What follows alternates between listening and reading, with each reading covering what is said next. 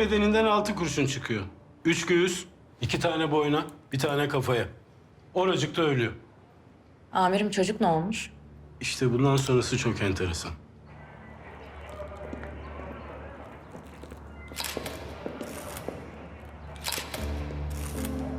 İhbar üstüne polis olay yerine geliyor.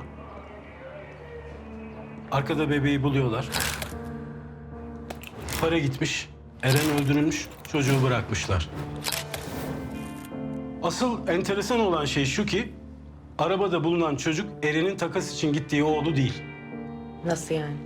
Eren'in bebeğini başka bir bebekle değiştirmişler. Ve Hümeyra Karabulut emniyete geliyor, Eren'in karısı. Çocuğu alıyor, gıkını bile çıkarmıyor. Hiçbir şeye itiraz etmiyor. Bu oğlan benim değil demiyor. Asıl çocuk bulunuyor mu peki? Yok, bugüne kadar nerede olduğu da bilinmiyor. Dosya kapandı gitti. Hümeyra Karabulut bugün sadece bir halı saha işletiyor. Bir daha hiç evlenmemiş. Bu işlerden uzak duruyor ve kucağına bırakılan çocuğu büyütüyor. Evet, peki bu dosya niye yeniden açıldı? 25 sene sonra biz bunları niye konuşuyoruz, niye toplandık?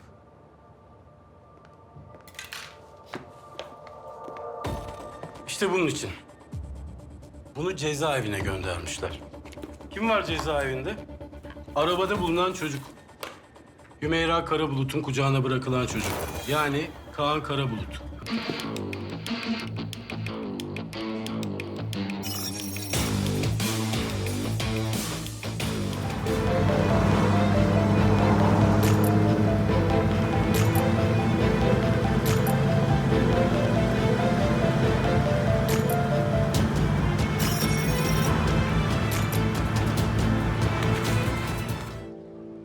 Ben uzun zamandır görmüyorum gerçi kendisini ama... rica edersem Kaan'ı işe o alır. Yok, biz öyle istemiyoruz. Biz Tepeli'nin herhangi bir işletmesinde işe girsin, kendi başına yükselsin çabasıyla diye düşünüyoruz.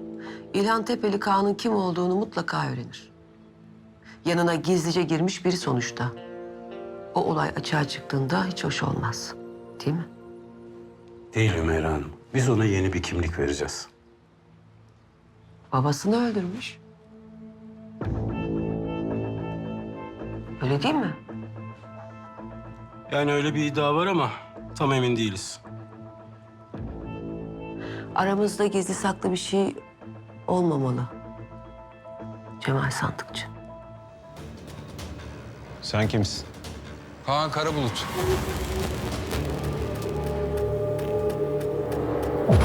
Baba Eren Karabulut. Bu iki katil cinayeti İlhan Tepeli'nin emriyle işledi. Kadının kocası babanın arkadaşıydı. Eren Karabulut. Hümeyra. Oğluna iş arıyor. Cihangir yardımcı olur. İlgilenir dedik.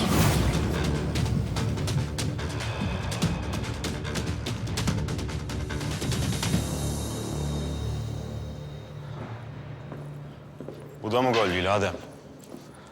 Buyur abi, anlamadım. Bakalım nereye varacak. Tamam, dağılın.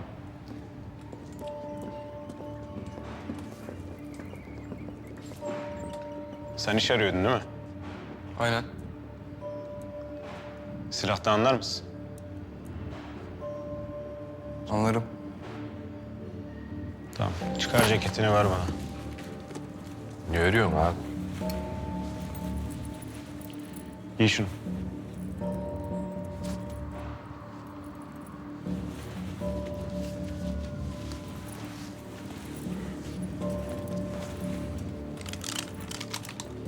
Al şunu. Ne arıyoruz abi?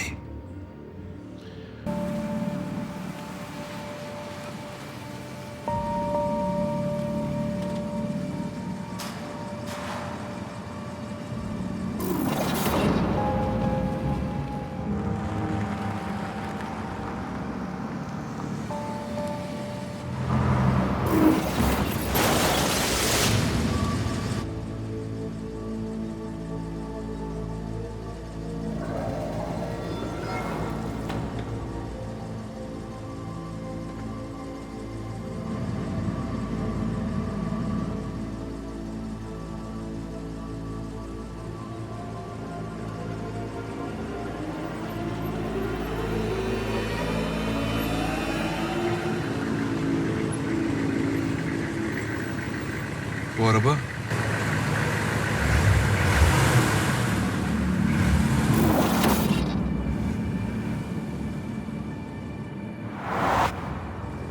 Şu karşıdan silahlı birileri gelecek. Sen nereden biliyorsun? Sen şu arabayı halleder misin? Nasıl? Çıkıp indireceksin. Karşıdan geliyorlar.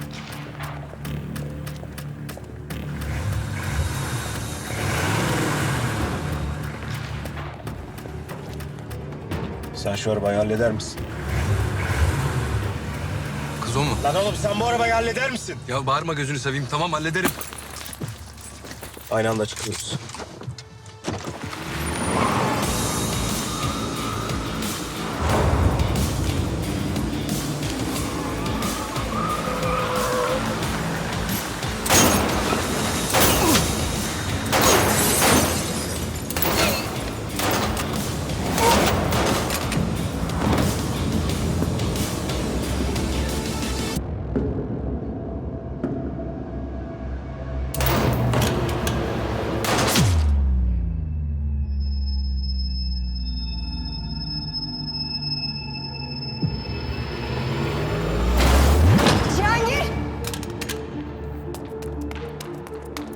Ölme lan! Şşş!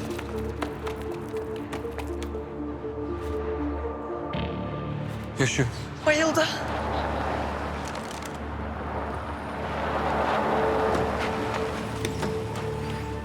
Abi. Abi beni beklemeden nereye gidiyorsun abi? Abi. Abi. Abi.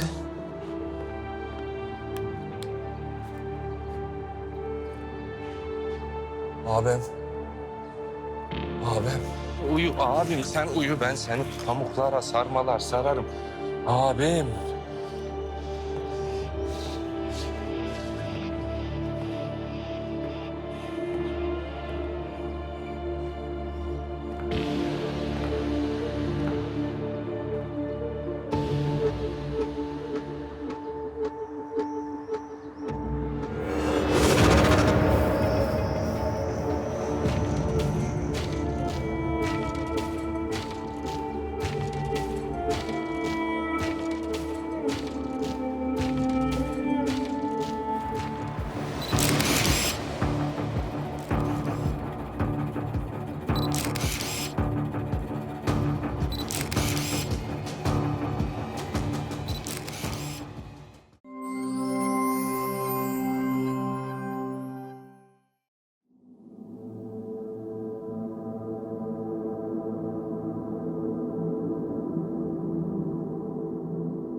Lan oğlum sen bu arabayı halleder misin? Ya bağırma gözünü seveyim. Tamam hallederim.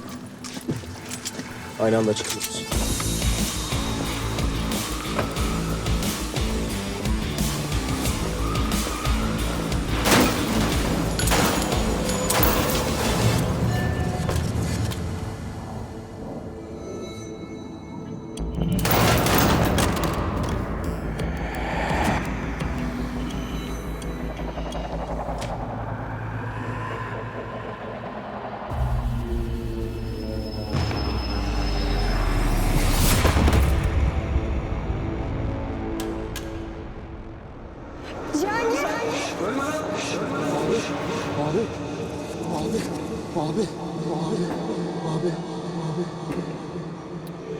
Yaşıyor. Yaşıyor. Yine birilerini öldürdün Cihangir.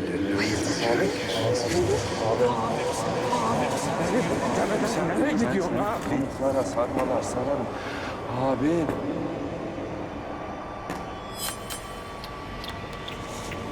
Abi. Abi. Abi. Abi. Abi.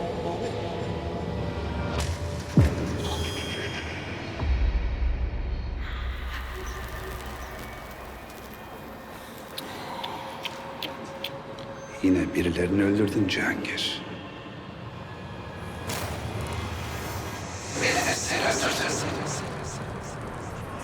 Kimsin lan sen?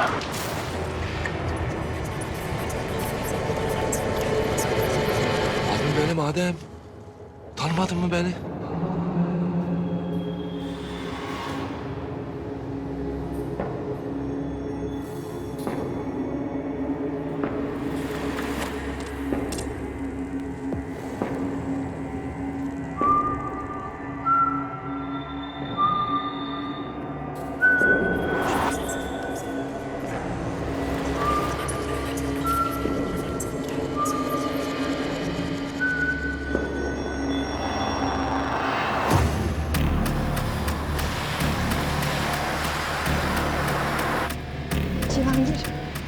Cihangir. Ya halledeceğiz yengem. Allah'ın izniyle hiçbir şey olmayacak abime. Hastaneye gitmiyoruz diye bir şey yok değil mi? Ben hastaneye gidiyorum da. O ne demek? Ya tabii hastaneye yenge. Arkadaş yeni başladı da kusuruna bakma. Gerilimi yükseltiyor. Ben mi yükseltiyorum gerilimi? Hasbinallah. Yorgunluktan bayıldı değil mi Adem? Ya tabii yengem. Dediğim gibi ben Cihangir abim gibi sağlam adam tanımıyorum vallahi. Ya hadi kardeşim sen de biraz bas.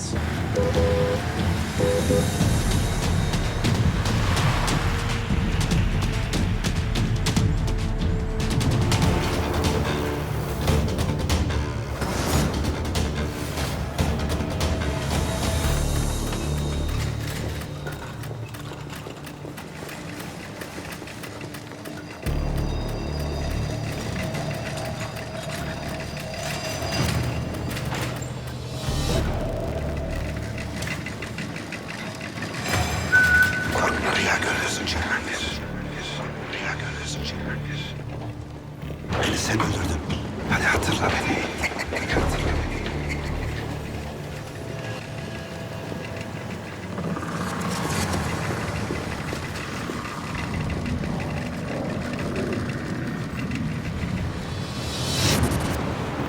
Beni de sen öldürdün. Beni de sen öldürdün.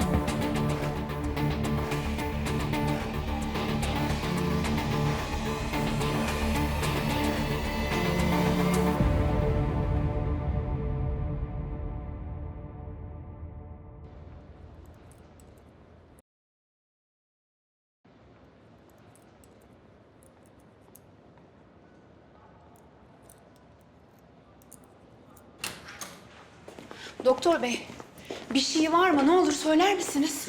Ama anlattım hanımefendiye söyledim. Ben annesiyim. Uykusuzluk, yorgun düşmüş. Onun dışında bir şey yok. Veya ciddi bir şey yok. Uyandırdık, konuştuk. Merak etmeyin. Gülay Hanım uyuyor. Güzel rüyalar görüyor şu anda. Turp gibi uyanacak maşallah. Peki geçmiş olsun. Teşekkürler. Rüya görsün. Yaşadığı hayat kabus çünkü. Doğru. Boşu boşuna kendini tehlikeye attı.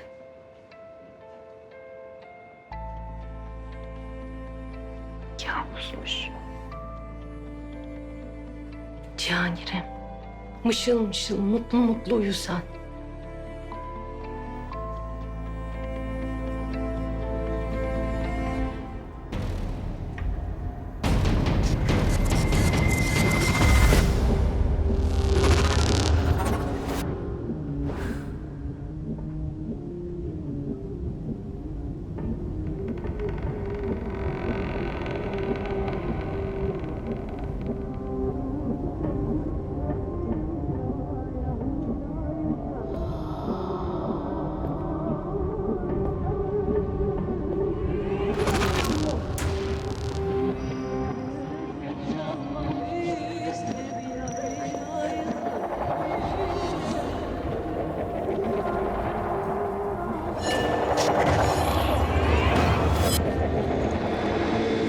widerstehst, es macht mir übel, kein Glück, nicht in Zukunft. Du erwiderst nichts, verstehst du kein Wort. Dieses wunderbare Weib, halb Furie, halb Graz. Sie liebt mich. Allen Weibern ich zum Trotz, ich sie auch. Deine Lippen sehe. Du erwiderst nichts, verstehst du kein Wort. Dieses wunderbare Weib, halb Furie, halb Graz. Sie liebt mich. Und allen Weibern ich zum Trotz, ich sie auch. Wie heilig will, dass ich im Kampf liege. Gehe nicht in Liebe, kannst du mich empfangen. Allen Weibern nicht zum Trotz, ich sie auch. Wie heilig will, dass ich im Kampf gehe nicht in Liebe, kannst du mich empfangen. Was also will ich?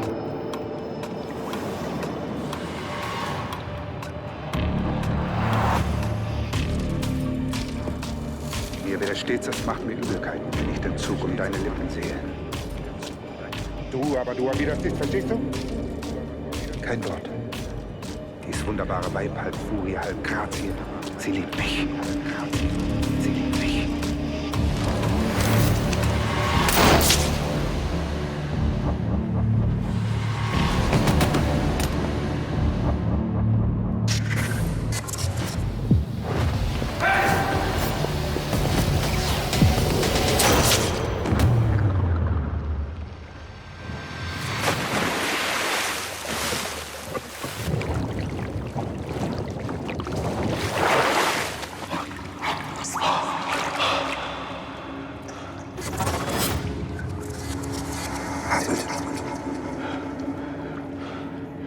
Ölmedin, merak etme. Kimsin lan sen? Ne istiyorsun benden?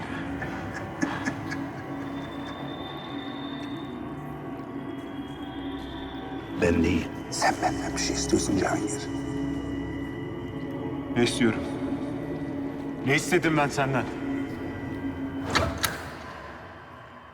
Rüyadasın Cihangir.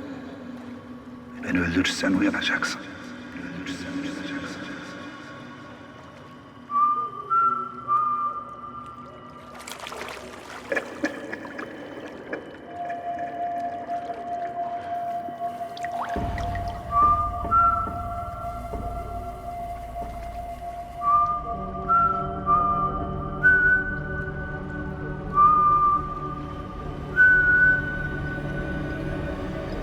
Hadi öldür beni.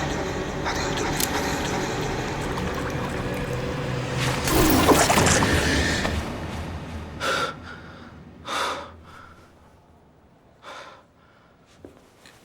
Cihangir, uyandın mı evladım? Hah. Doktor yok mu?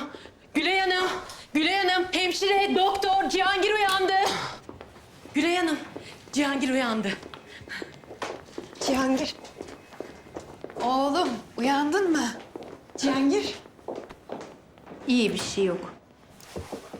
Nazar çıktı. Allah yokluğunu göstermesin. Nasılsın Cihangir? İyiyim. Abartmayın. Ağzım kurumuş. Su versene. Al canım. Ne zamandır buradayım? Neredeyse bir gün oldu. Kaan iyi mi? Kaan kim? Çağırırız gelsin. Yanındaki çocuk Seher iyi.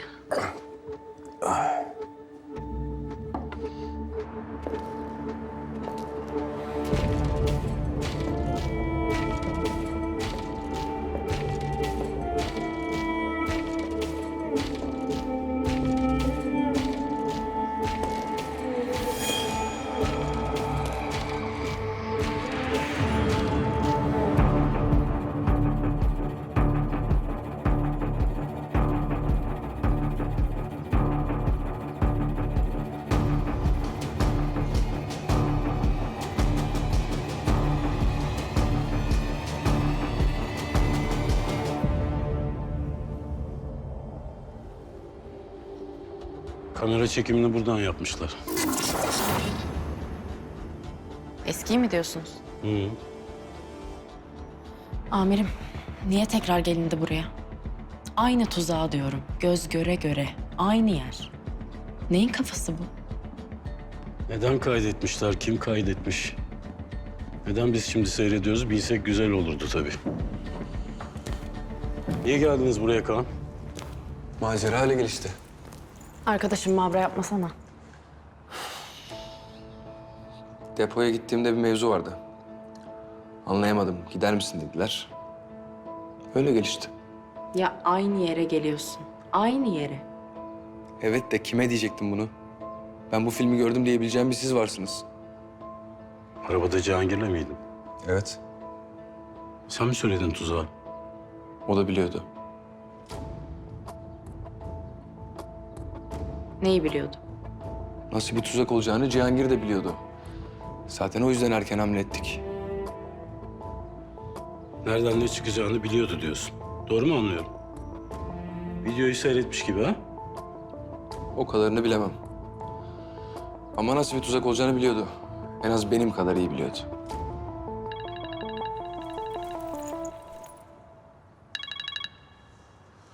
Efendim? Tamam. Geliyorum. Cihangir uyanmış. Beni çağırıyor.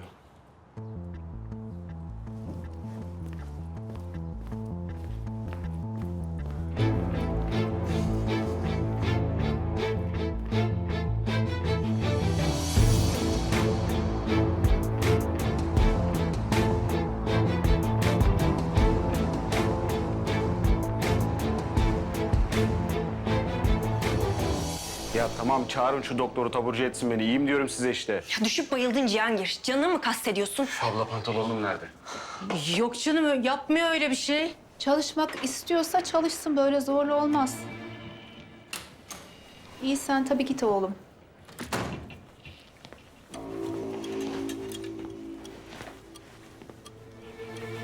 Sen iyi misin?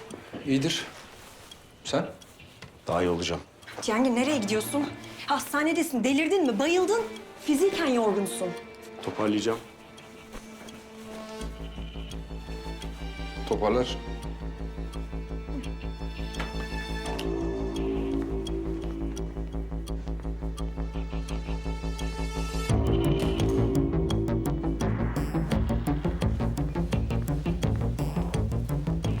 Cihangir, ayakkabılarını unutmuşsun. Acele et.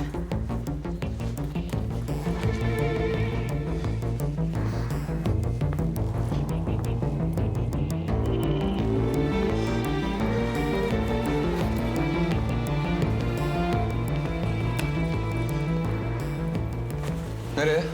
İskender'le konuşmayalım mı? Konuşmadık mı? Doyamadım. Nasıl oluyor bu Cemal Bey? Ben de onu soracaktım Hümeyra Hanım. Kaan DVD'de ne gördüyse, ne anlatıldıysa aynını yaşadı. Hayır yani ölebilirdi bu çocuk.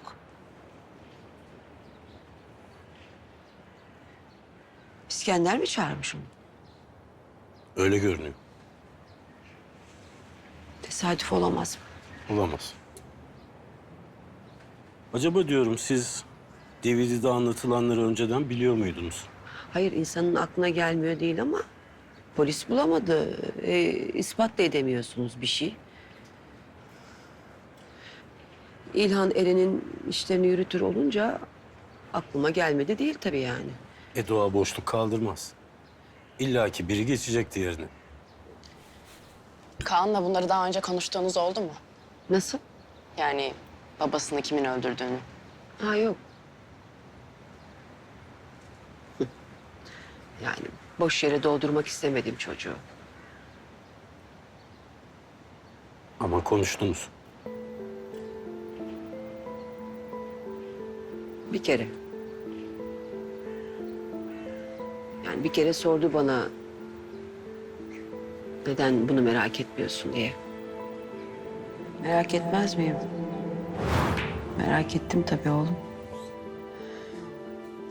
Ama bizim etimiz ne, budumuz ne oğlum? Polise haber verdim ama bir sonuç alamadım işte. Beni niye öldürmemişler? Bebek olduğun için herhalde.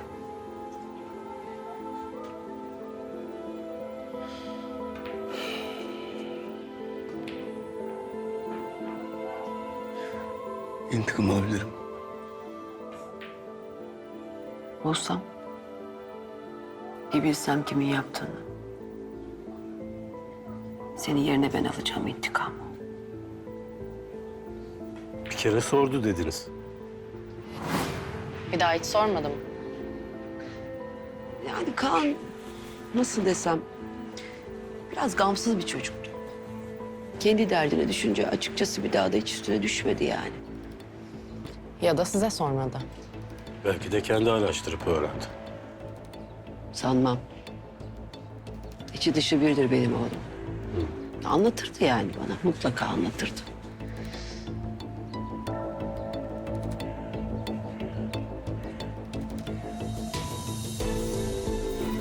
Ben sanmıyorum.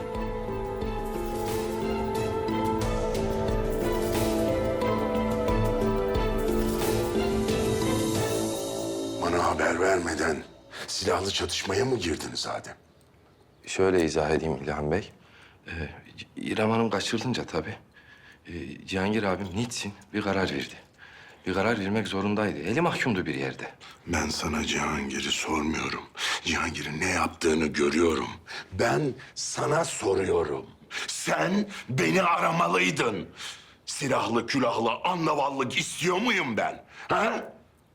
Lan konuşurken gözüme bak! Başüstüne İlhan Bey. Neymiş? Sizi aramam gerekiyordu. İstanbul'un ortasında çatapata.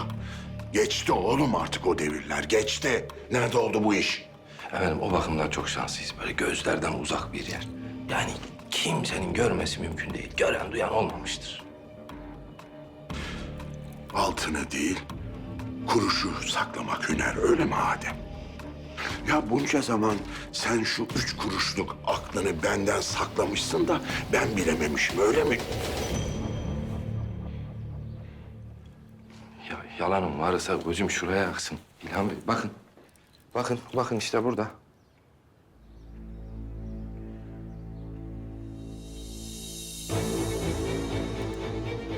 Burada mı? Nereden çıktı bu resimler? İskender'in adamlarıyla burada mı buluştunuz? Evet İlhan Bey. İskender mi istedi burada buluşmanızı? Evet İlhan Bey. Sen gitmeden önce resmini mi çektin? Yok çektim. Lakin Cihangir abiyle geçenlerde bir gittiydik. O ara çektim. Niye? Bilmem kalk gidiyor dedi. Gittik işte. Sonra? Sonrası malum. İlhan Bey işte burada tesadüf geldi. Vuruştular. Cihangir abim arıyor. Açayım. Aç. Alo abi günaydın. Uyandın mı abi? Adem, adamları topla depoya gel. Niye diye sorma. Tedarikli gelin. Başüstüne abi. Ne dedi? Adamları topla depoya gel diyor. Onun dediğini yapmayacaksın Adem. Depoya gideceksin, onu ikna edeceksin. Ne diyeyim? Bizim oralarda güvercine ev kuşu derler. Baykuşa puhu, bıldırcına pıt pıdak derler. Sen bu ağızlardan anlarsın, öyle değil mi ha Adem? İşte kuşlardan konuşuyorsunuz Cihangir'le. Haklısınız tabii İlhan Bey. Bana bak, ne yap ne et, tut oğlanı. Bu İskender meselesini ben halledeceğim. Lan hadi gitsene, mal gibi durma karşımda. Başüstüne İlhan Bey. Hayırlı günler.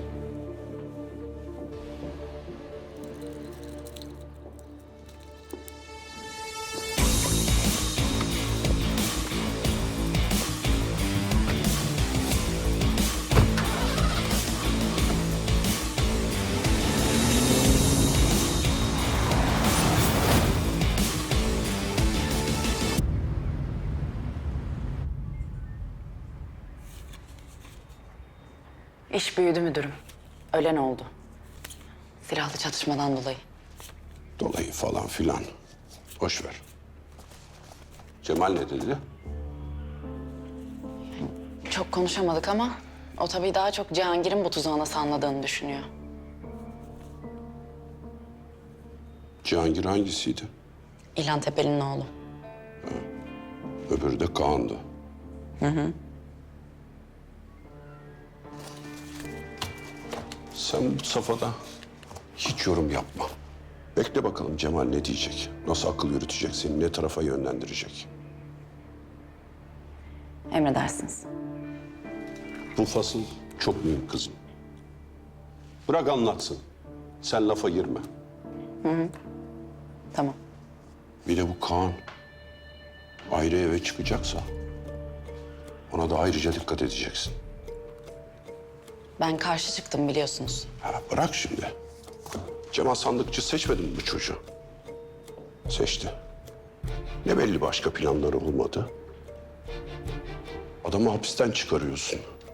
Hayatını kurtarıyorsun bir yerde. Her teferruat önemli Bahar.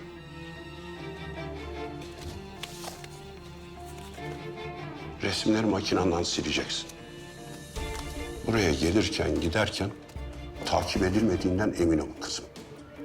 Cemal buraya geldiğinde fotoğrafları çektiğini de bilmemeli. Aramızdaki ilişkiyi bilmemeli. İyi gidiyorsun. Böyle devam et.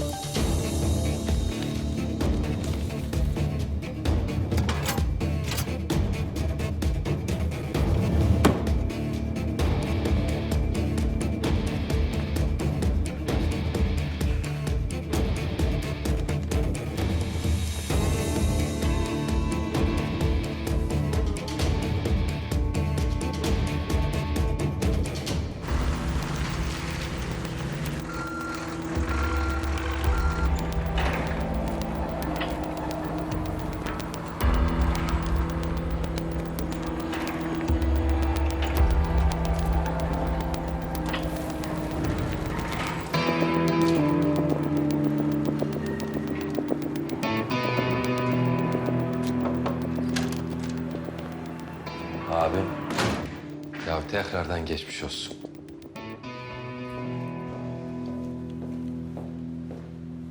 Nasıl olun abi? Az daha iyi misin? Bir şey yok adam, ne olacak? Maşallah, maşallah.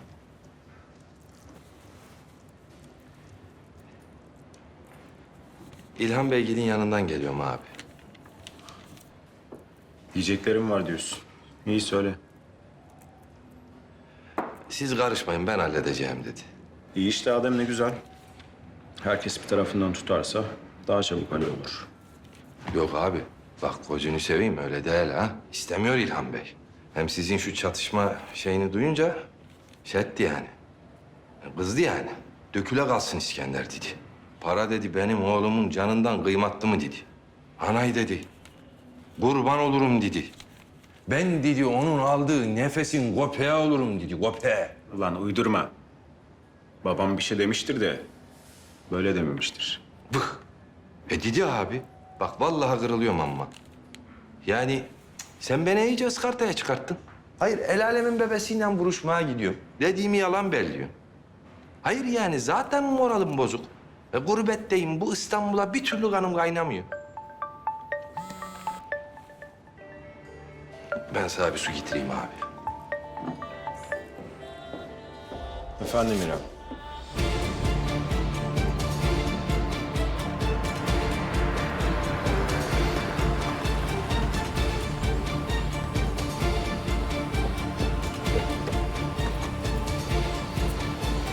İlhan.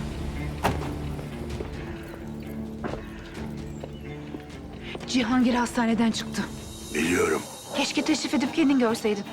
Gerçi biliyorsun bu da bir şey. Bilmeye de bilirdin. Sabah sabah beni sinirlendirme Gülay. Cihangir beni dinlemedi. Hata üstüne hata yaptı. Bize saldırıyorlar. Çocuk hiç olmazsa bir şey yaptı. Benim dediğimi yapsın. Ben ne lazımsa yaparım. Hadi. Nereye gidiyorsun? İlhan.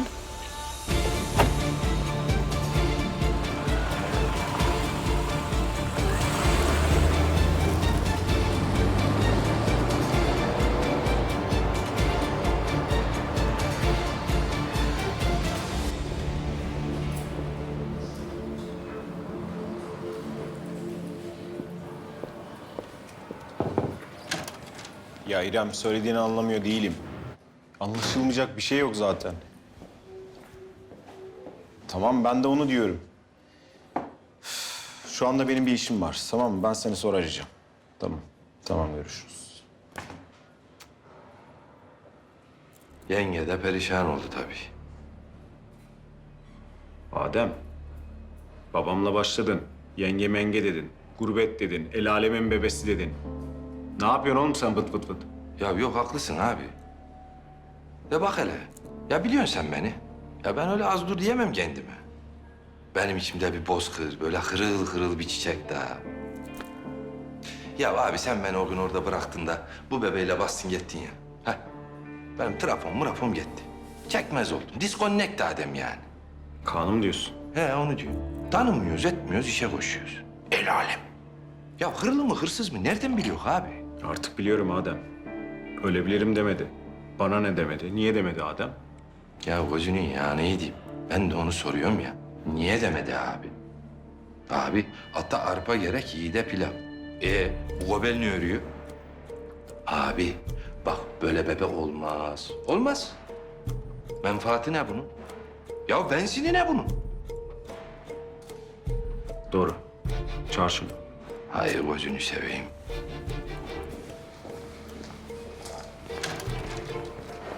Efendi. Bak gobel. Gel hele gel.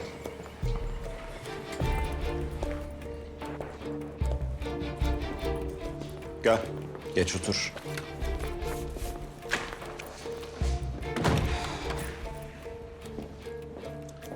Sen de otur Adem. Eyvallah abi. Bir şey istedim. Sağ olasın ikiletmedin. Bizden aylık alacaksın. Cesaretine, fedakarlığına bedel biçemem. Ama seni mutsuz etmeyecek bir aylığın olur. Eyvallah.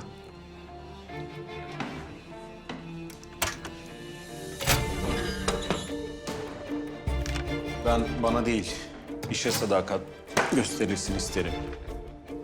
Hepimiz için gücün hakkını verirsek birbirimize sadakat göstermiş oluruz. Bana uyar. Güzel. O zaman gelelim yapacağımız işe. Ne demek bir daha olmayacak lan? Ha? Ne demek? Kamyon devrilmiş. İtibarım sıfıra inmiş. Bir şey emretmişim. Yanımda çalışan dünya kadar para ödediğim adamlar yapamamış. Ha? Bir daha olmayacak abi. Bir daha olmayacak tabii. Bir daha olmayacak tabii de. Bakalım siz burada olacak mısınız? Sen gidin lan. Siz de gidin.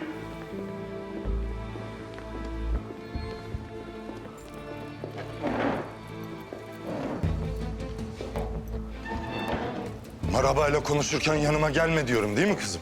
Hı? İnadına geliyorsun, onu da biliyorum. Bilemediğim nereye vardırmak istediğin. Personeli azarladığın yetmedi mi baba? İş konuşuyoruz evladım. Paramı kaybettin. Neden soruyorsun? Para mı isteyeceksin? Kalbine vuracak diye korkuyorum. Kabahat bende. Sana bu rahatlığı, bu gevşekliği veren benim. Senin şu kamyonu Cihangir mi devirdi? Bu laflar benim ağzıma yakışır. Ben sokaktan geldim. Ama seni en iyi okullara gönderdim. Sen niye? Hey kurban olduğum Allah'ım. Ya millet kızını gelin olur, ev veririz, dursun şurada diye kıstırır. Biz dedik ki durmasın, koşsun, tutsun, koparsın. Al işte İskender, al işte. 3 günde bir söylüyorsun biliyor musun? 3 günde bir. Cihangir arıyor. Alo. Alo İskender Bey, nasılsınız? İzniniz olursa sizden bir ricam. Bir de kabul ederseniz bir özrüm olacak. Söyle bakalım. Şimdi bir şeyler oldu. Yani böyle olsun istemezdim. Adım gibi biliyorum, siz de istemezdiniz. Ben kendimi korudum. Maalesef can kaybı oldu. Keşke olmasaydı. Ama daha fazla sürsün istemem. Sonuçta büyümüşsünüz. Bir hal çaresine bakarız. Şimdi izniniz olursa yanınıza gelip hatırınızı sorayım istedim. Özür dileyeyim. Telafi etmem gerekiyorsa telafi edeyim diyorum. Bu dediklerin nasıl olacak Cihangir? Vallahi siz nasıl isterseniz öyle olacak İskender Bey. Sizin istediğiniz yani. Size ait bir yere geleyim. Diyeceklerimi yüz yüze söyleyeyim diyorum. İyi. Akşam benim etçiye gelin. Yemek yer konuşuruz. Ne diyor? Senin sporun yok mu kızım? Git esnesene sen. Çakralarını makralarını aç. Hayat çok zor, kolay mı öyle? Hadi bakayım, hadi.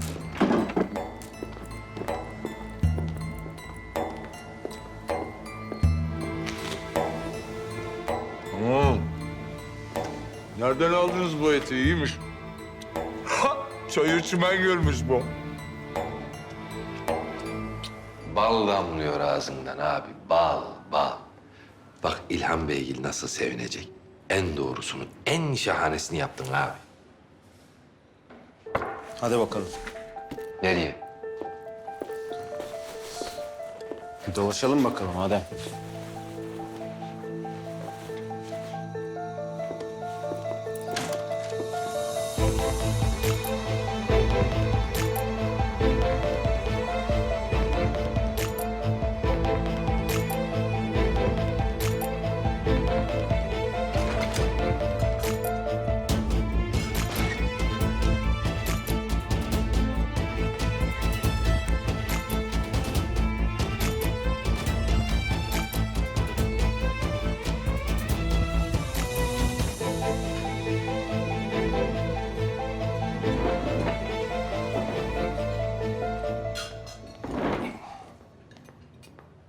Merhaba. Bir tuzlama verirsen. Çorbadan sonra bir şey alır mısınız? Yok, istemiyorum. Şunu kasaya koy, gelip alacaklar. Hadi.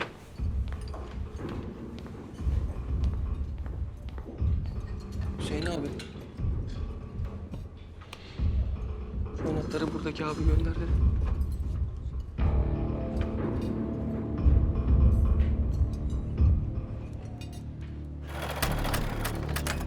Herhangi bir yer seçtim. Servisçiler lahmacun pide taşımıyorlar. Bahisçinden para toplayıp para dağıtıyorlar.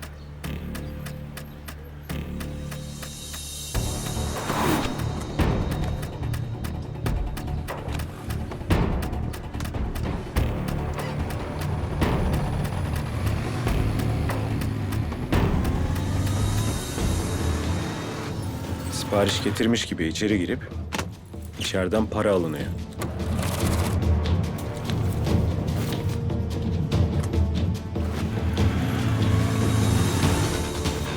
Her gün bayilere dikkat çekmeyen küçük miktarlarda paralar yatırılıyor.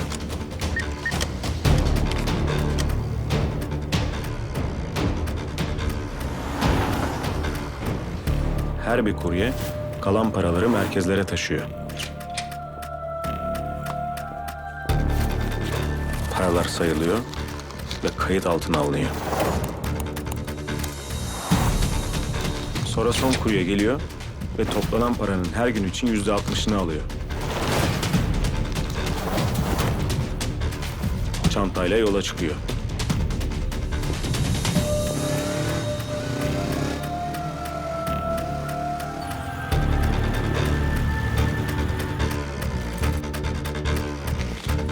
Parayı getirip İskender Bey'in muhasebesine teslim ediyor.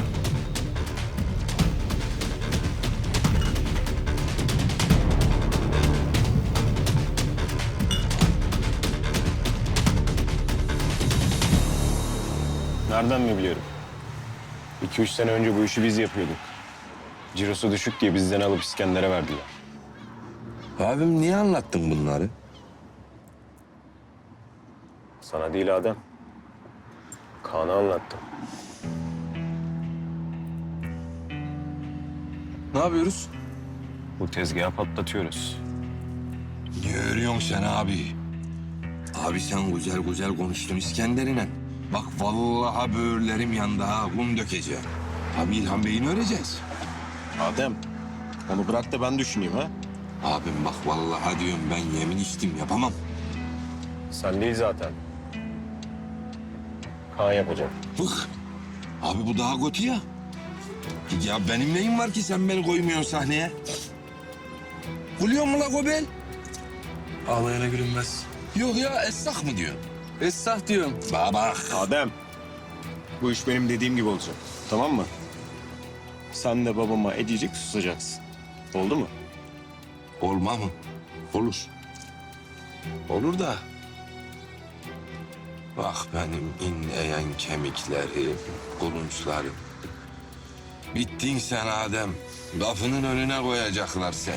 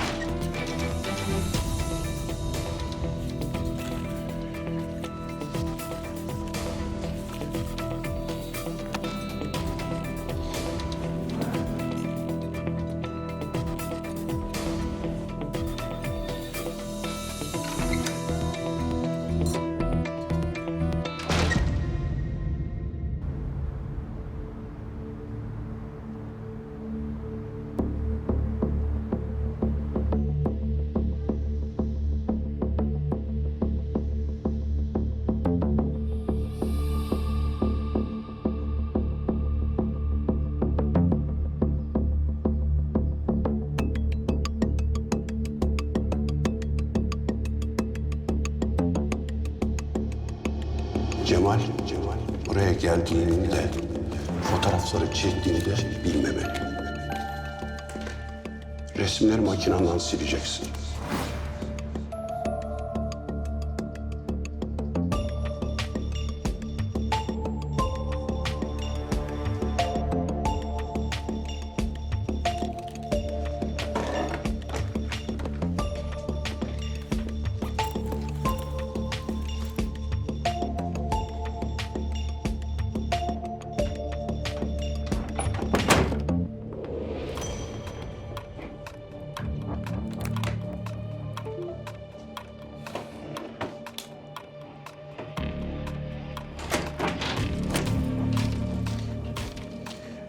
Ne yaptın? Cihangir'in dosyalarına baktım amirim. Orada bir şey yok.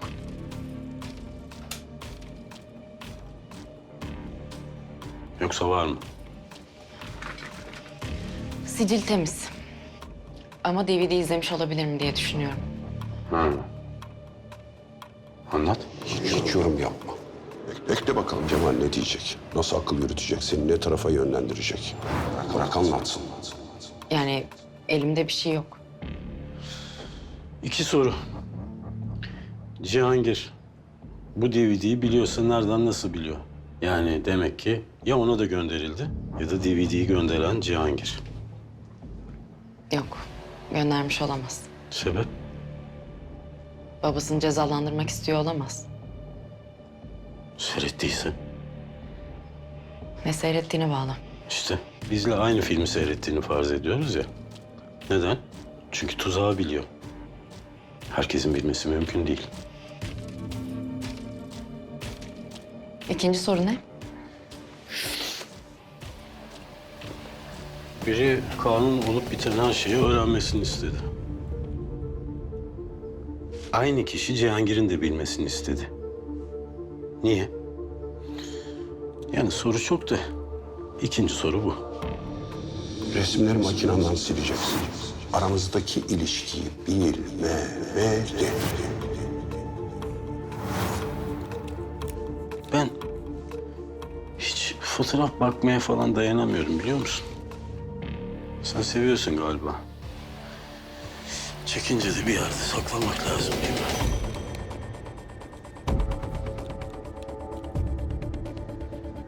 Hepsi ayrı meşgale.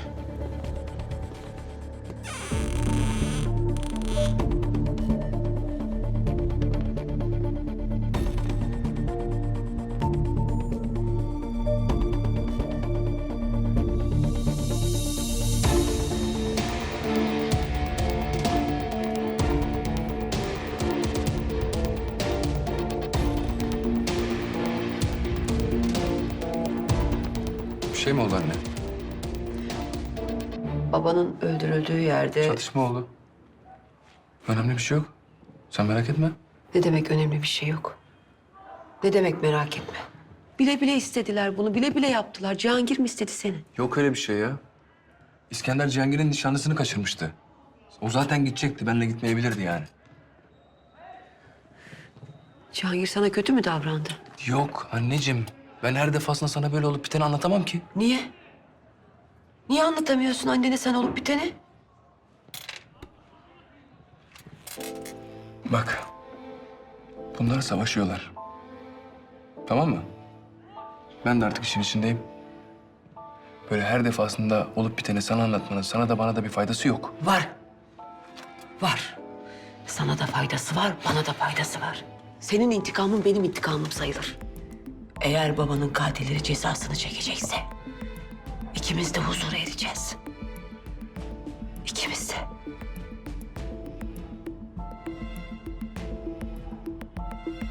Oğlum. Sana bir şey olacak diye geceleri gözüme uyku girmiyor benim.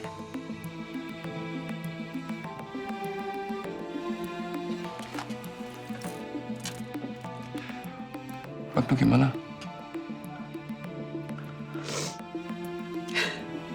Endişelenmek yok. Tamam mı? Sen güven bana. Biz herkesi yeneceğiz. Sana söz.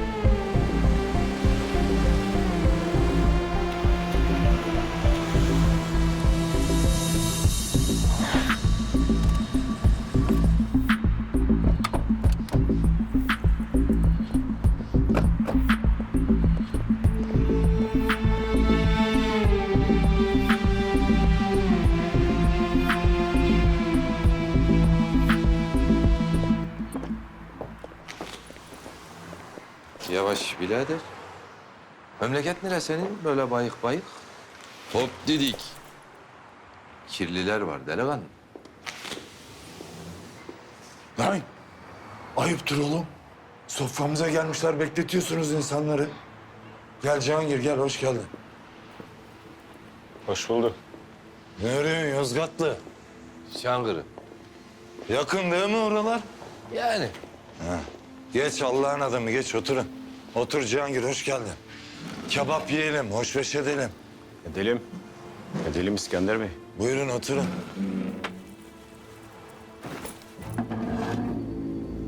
Çantasını alın misafirimizin, yük olmasın.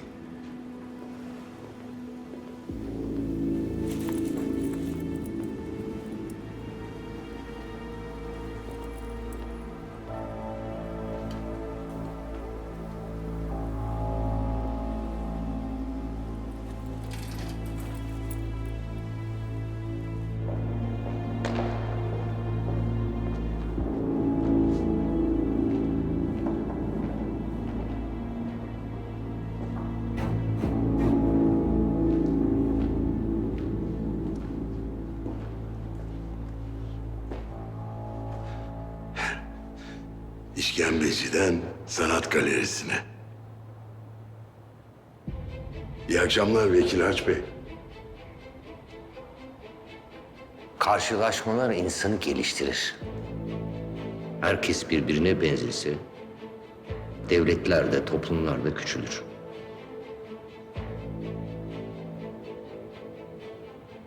Şu resimden bir şey anlıyor musun İlhan?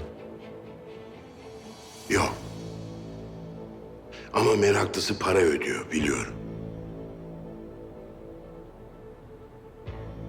Anlamadığın için kızıyor musun peki ressama? Bu resmi beğenenlere.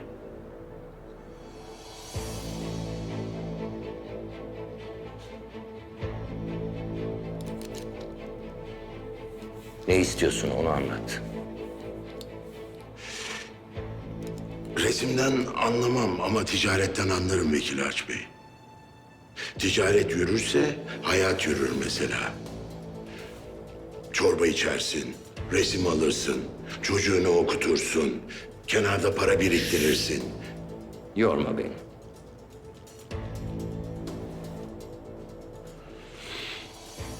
İskender üstüme geliyor. Ben bir şey duymadım. Sizin izniniz olmadan bunu yapamaz ama.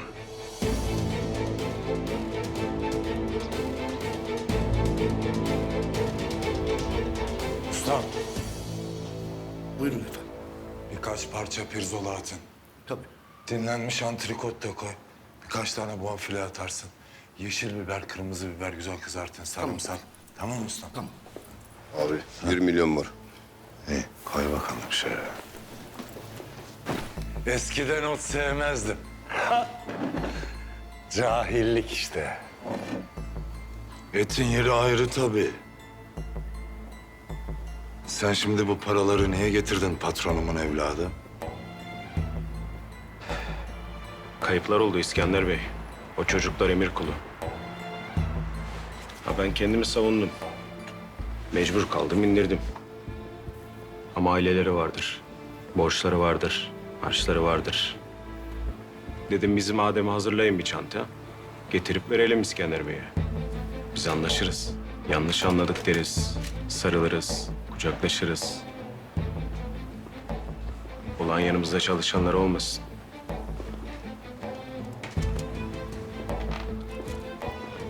Serin serin konuşuyorsun be Cihangir. Demek bu para ölenler için ha? Güzel güzel. Biz tabii ki sarılırız, öpüşürüz, kucaklaşırız, anlaşırız. Yeter ki sıramızı, yerimizi bilelim.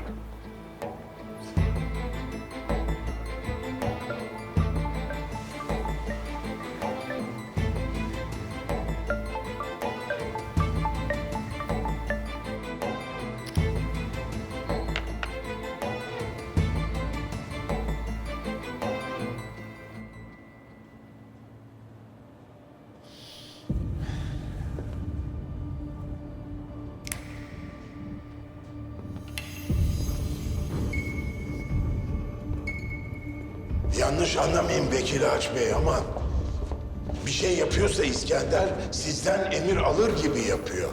Yani siz emrettiniz demiyorum.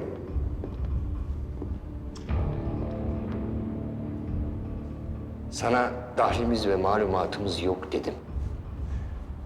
Ben de bunun için geldim. İskender'in yaptıkları hepimize zarar verecek. Bunu bilin istedim.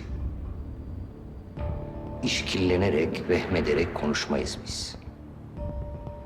Senin haber vermene gerek yok İlhan. Lüzumluysa öğreniriz. İşine gücüne bak. Gidebilirsin.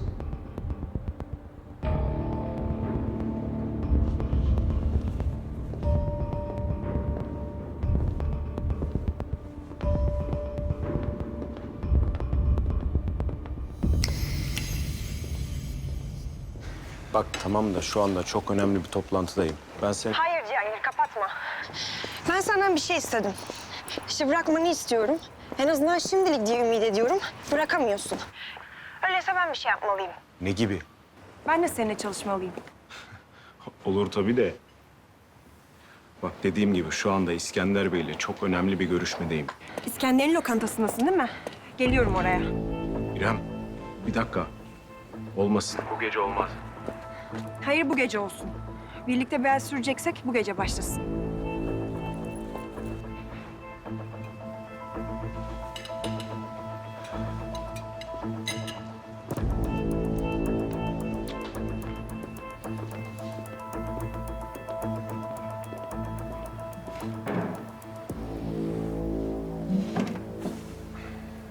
Nişanlını da çağırsaydın Cihangir. Böyle telefonda olmaz. Gelsin, otursun. Geliyor zaten.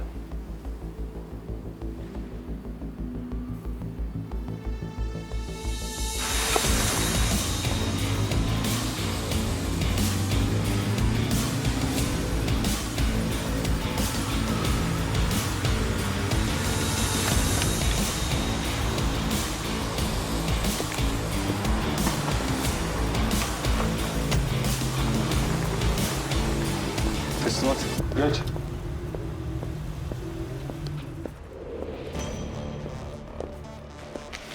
Teslimat getirdim. Kaan!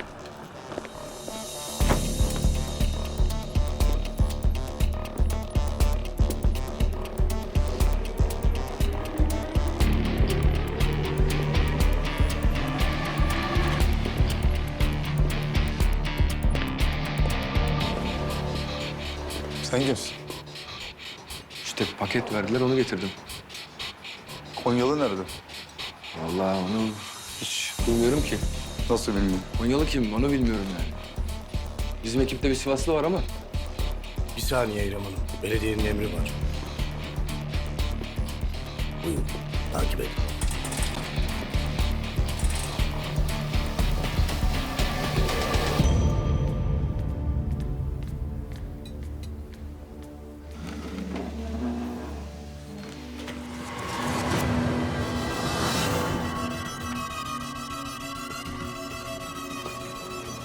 Cihangir.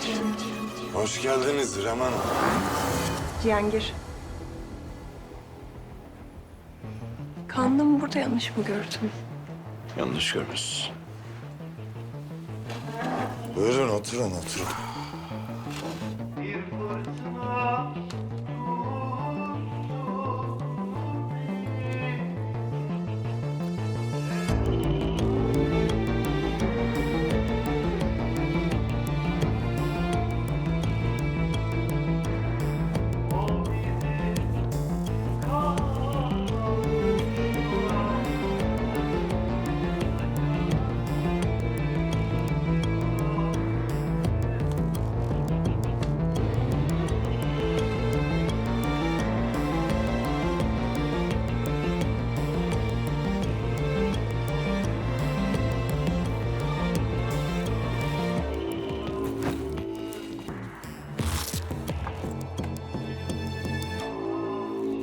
Sen kimsin?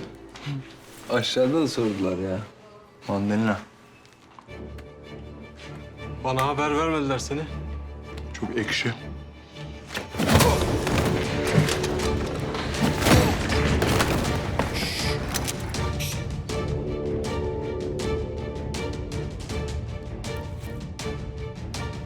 Olur lan şunu.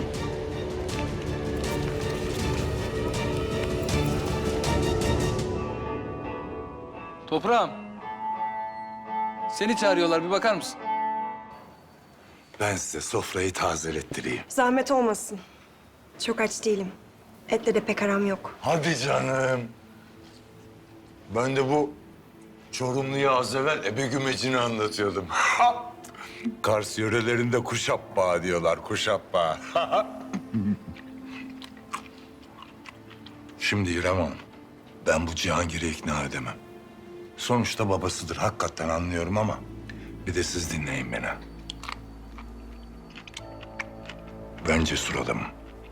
Eskiden daha cesurdum. Öyle dışarıdan bakanlar deli cesareti deyip geçiyorlardı. Ama iştahtı benimkisi. Kaybetmeme iştahı. Şimdi diyorum ki senin babanın, benim eski patronum ya, İlhan Tepeli'nin miadı doldu. Senin aklınla benim iştahımı yan yana getirelim. Hı? Gel çalış benimle. Olmaz mı ya?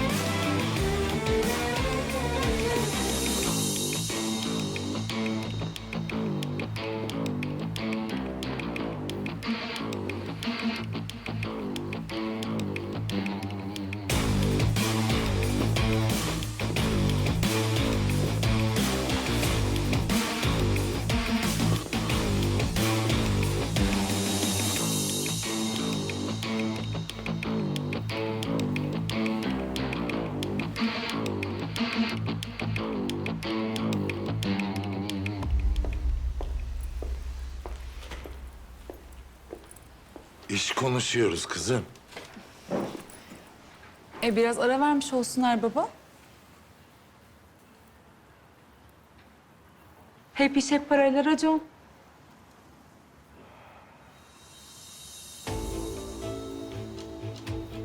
Fazlalık kalmasın üstünde. Nereden buldun bunu sen? İçeriden aldım. Fazlaysa bu fazla. Al.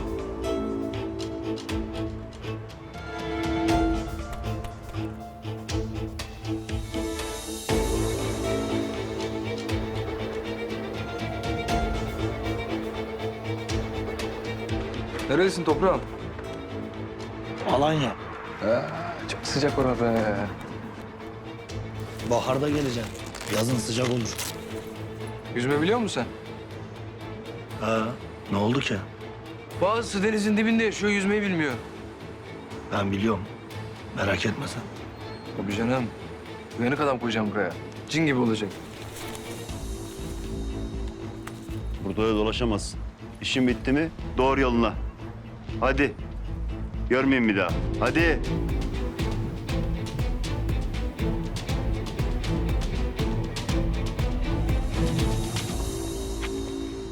Bunu kedilere bırakıyorum, çöpe atma. Gözünü seveyim, tamam mı?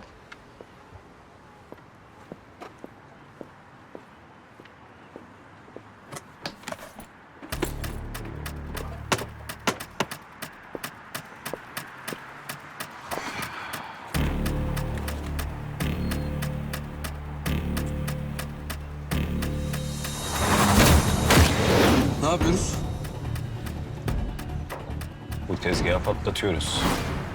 Biz yemek yerken sen içeri girip muhasebeye indireceksin. Bana haber vermediler seni.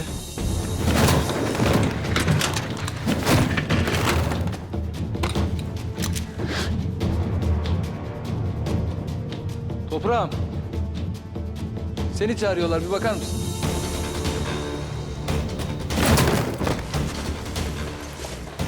Doldur lan şunu. Ama daha da zor olan aldığımız parayı mekandan dışarı çıkarmak. Parayla dışarı çıkman imkansız. Parayı muhasebe katındaki boşluktan çatıya atarsın. Biz oradan alırız.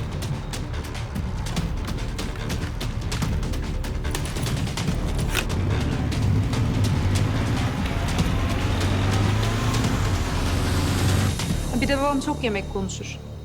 Ya istediği o olmasın. Ben Müjde. İrem. Haksız mıyım Cihangir Bey? Cihangir de bayılır iş konuşmaya. Kızımın derdi iş konuşmak değil. Katılamayacağı için maraza çıkartmak değil mi Müjde?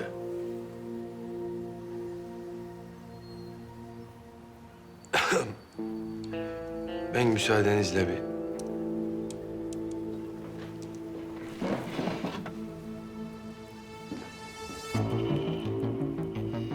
Şikayetlerimiz aynıymış İrem Hanım.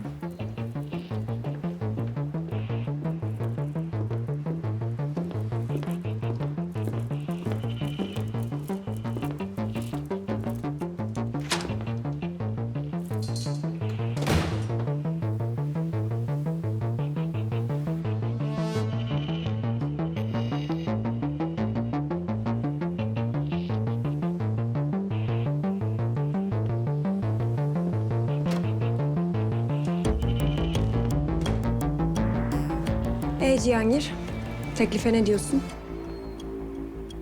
Ne diyeyim İrem? Babanı bırak. Gel beraber çalışalım teklifine bu saatte mi cevap vereyim? Aa. Baba böyle bir iş teklifi mi yaptı? Tövbe tövbe. Ben mesaisiz bir hayatı söylüyorum. Böyle bir hayatı tercih edip etmemekle ilgili söylediklerim. Bizim işlerin öyle mesaisi, gecesi, gündüzü yoktur ama.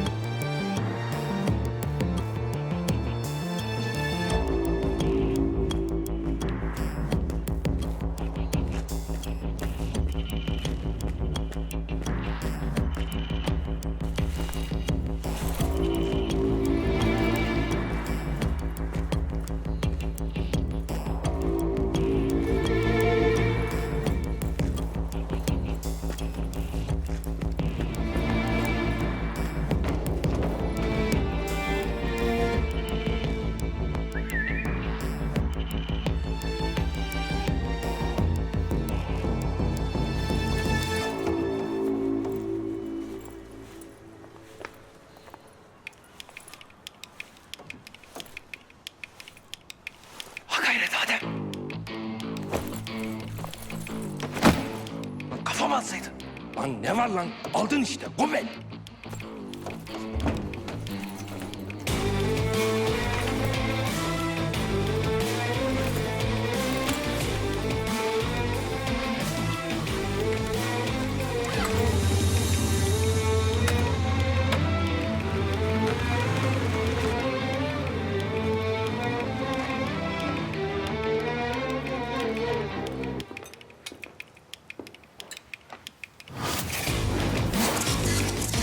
Yemek yerken mutlu oluyordum.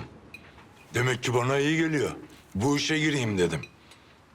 Ama daha evvelden hiçbir fikrim yok.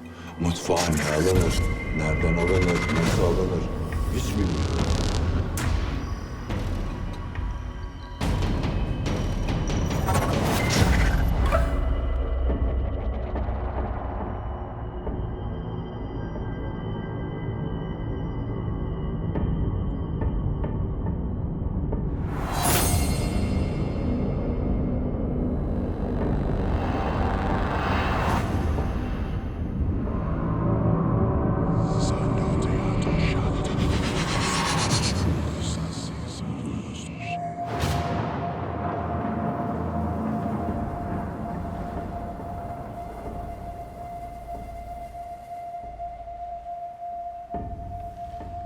Hemen geliyorum.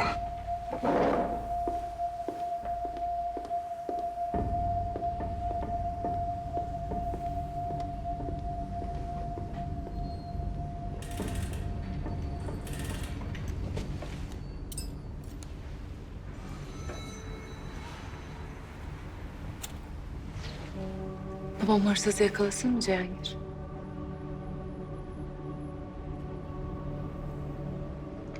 Canım, biz kalkalım mı? Nereye gidiyorsunuz ya? Daha çok erken. İskender Bey gelsin de.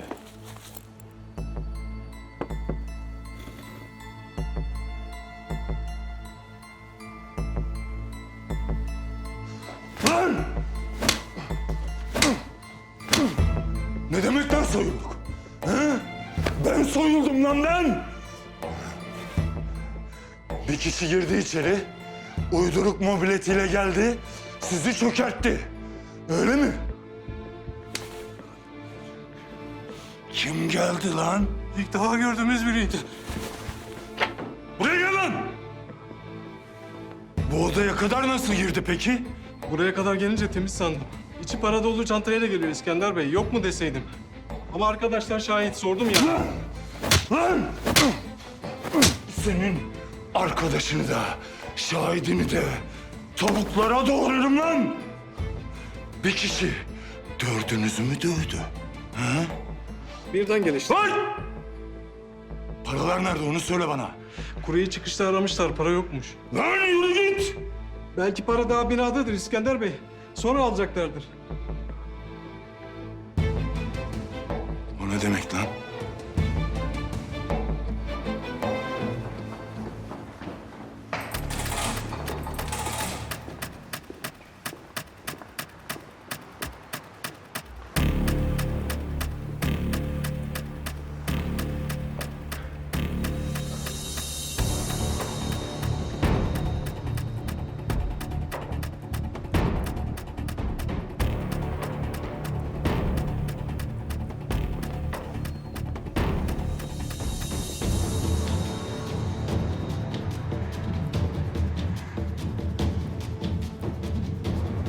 Ne oldu baba?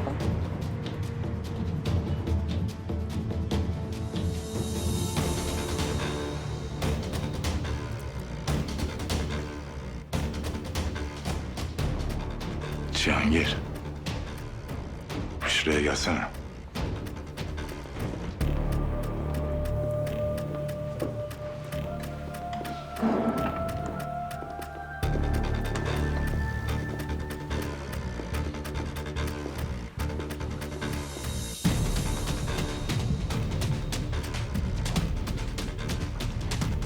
Soyuldum Cihangir.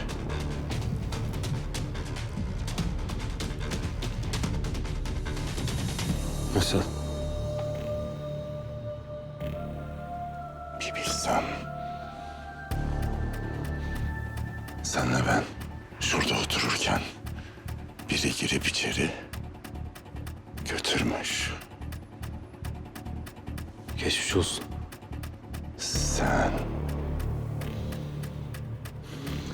Sen burada olmasan sen yaptın diyeceğim. Ama sen buradasın değil mi? Belki de bizim aramız mı? Nişanlın burada. Ben buradayım. Silahın yok. Koyun gibi keserim biliyorsun değil mi?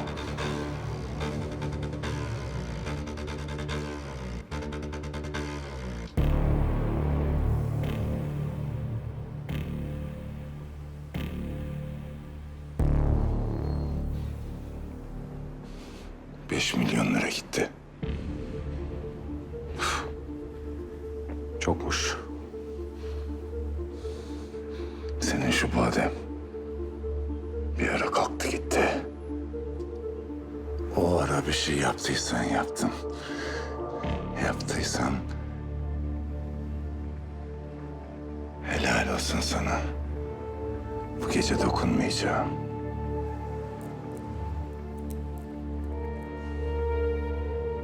Misafirimsin. Konuştuklarımız boşuna mıydı? O kuryeyi bulacağım. O konuşacak.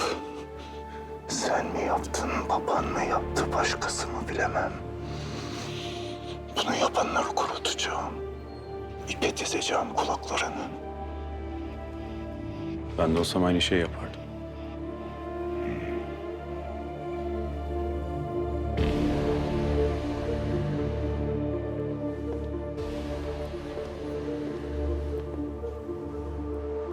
Bir şey soracağım.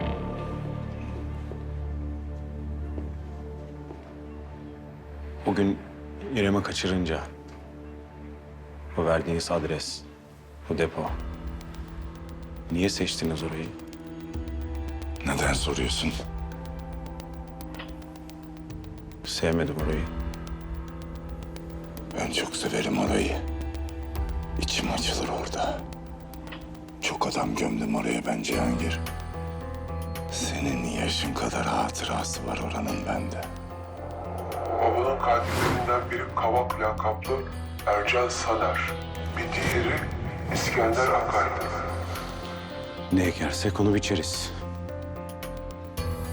Teşekkür ederiz yemek için. Gidelim.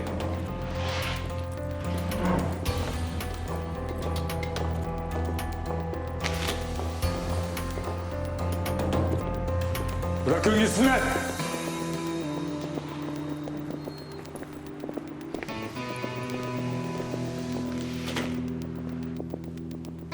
Ne oldu baba?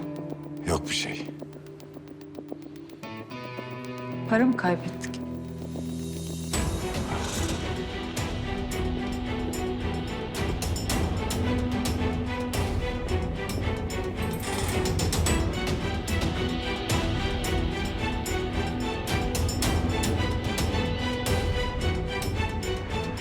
Ya bırak Allah aşkına, çeneyle olmuyor bu işler. Sen daha çantaya atamıyorsun. Neyi konuşuyorsun? Lan sen daha dün bir boyun iki bağır ota mı veriyorsun? Tabii be. Ben Koyun Baba barajında büyümüş adamım ha. Sazandan çok iyi anlarım. Aynen anlarsın. Maşallah sana. Ulan sen yat kalk. Na bak şu Cihangir ağabeyime dua et ha. Ama gün olur devran döner. Sen de düşersin benim elime gobe. O zaman kıvrım kıvranırsın. Nereden tanıdım ben bu Adem'i diye. Aynen.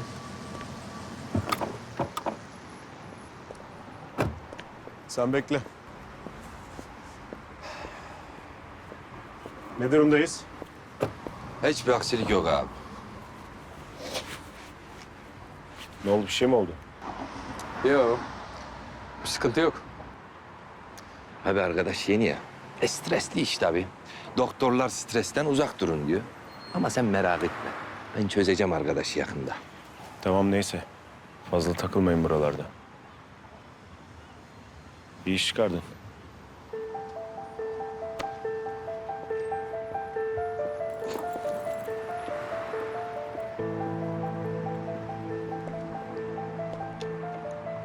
Yeni gelince herkes şımartır Kaan Efendi. Lakin sen benim sözümü dinle. Müdürden gözünü ayırma.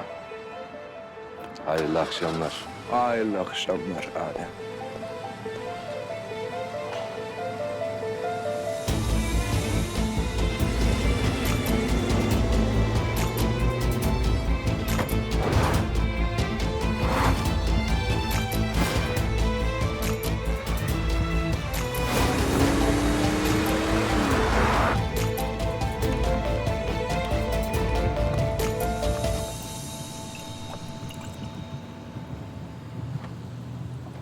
En çok ne kadar tutabilirsin? Nasıl? Benimle Cihangir. Ben sana bir şey demesem, Bana ne zaman İrem dersin acaba? Ya İrem, ya bir alınganlık gösteriyorsun da... Ya ben zaten konuşkan biri değilim biliyorsun. Cihangir, bana şiirler yaz, şarkılar söyle demiyor mu? Tamam, haklısın. Haklısın. Haklısın. İşine gelmeyince haklısın de geç. Ben haklı olduğumu biliyorum. Sen de biliyorsun. Başka bir şey konuşmamız gerekmiyor mu? İrem ne olur. Bak rica ediyorum, kolay bir gün değildi zaten. Kavga etmeyelim olur mu? Kavga etmek isteyen kim? Ben senin için bir şeyler yapmaya çabalıyorum. Bu akşam senin için geldim oraya. Ben mi sana gel dedim? Bu adam seni 2 gün önce kaçırdı mı? Kaçırdı. O zaman senin gelmemen daha iyi olurdu. Belki de hiç olmasam daha iyi olurdu. Abartma İrem ya. Dönüp dolaşıp aynı yere getiriyorsun lafı. Belki de doğru yer orası. Olamaz mı?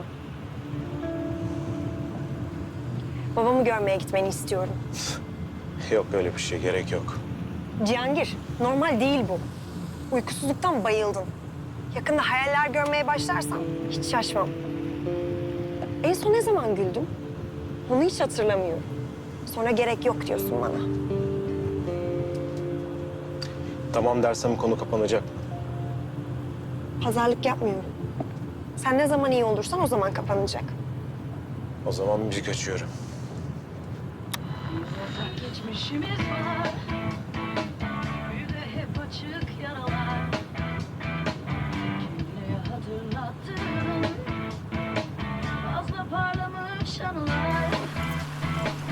İstanbul seni hapsetmiş. Eski bir banda kaydetmiş. Yüzlerce binlerce insan aman Allah hep bu şarkıyı söylemiş. İstanbul seni kaybetmiş. İlaçlayıp berbat etmiş. Davul gibi gerilen derini aman Allah kim bilir kimler inletmiş. Yüzlerce binlerce insan aman Allah hep bu şarkıyı söylemiş.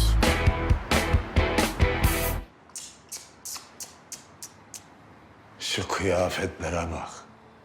Bak. Islak saçlar.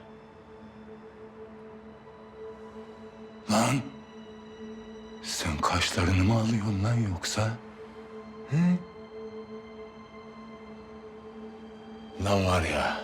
Dışarıdan gören adam sanar lan sizi. Lan! Lan dövmeyeyim diyorum. Salaksa kovarım. Beterse gömerim diyorum ama yine de dövmeyeyim diyorum. Kendime yakıştıramıyorum. İskender Bey. Lan! Lan! Bana bunu yapanı bulmazsanız hepinizi doğrarım lan.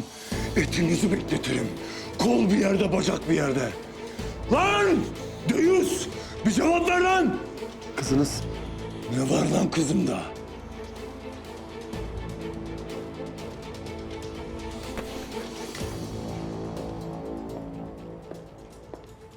Niye hala buradasın? Ben bulayım mı paranı çalanları? Müjde, cinim tepemde. Evlat katili yapma babanı. Ne diyeceksen de çık git eve. Deliyim zaten. Cihangir'i yanında istiyorsun ya. Onu işe alma. Onun yerine beni işe al.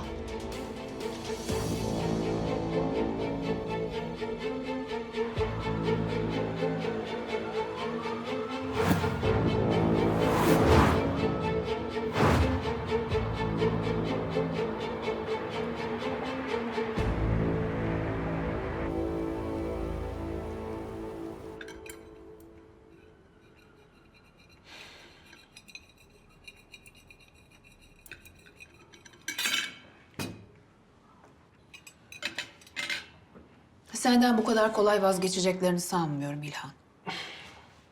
Belli ki oyun büyük Gülay. Hep böyle oluyor. Biri büyüdü mü basıveriyorlar üstüne. Bunca sene çalışmışlığım var. Bir günde çiziveriyorlar adamın üstünü. Hem de kimin için? Sefilin teki için. Belki gerçekten İskender'den haberleri yoktur. Doğru söylüyor olamaz mı yani? Boş boş konuşma Gülay ha. Boş boş konuşma. Her şeyi biliyorlar. Bugüne kadar her şeyi bildikleri gibi. Herifi görsem böcek gibi bakıyordu bana. Ne yapacaksın? Hiçbir şey yapmayacağım. Geçer belki diye umacağım. Tetikte olmalıyız. Çok zor geçecek bu günler. Belki kokusu da çıkar. Hoş geldin oğlum. Afiyet olsun. İskender Akay'ın selamı var. Bu ne?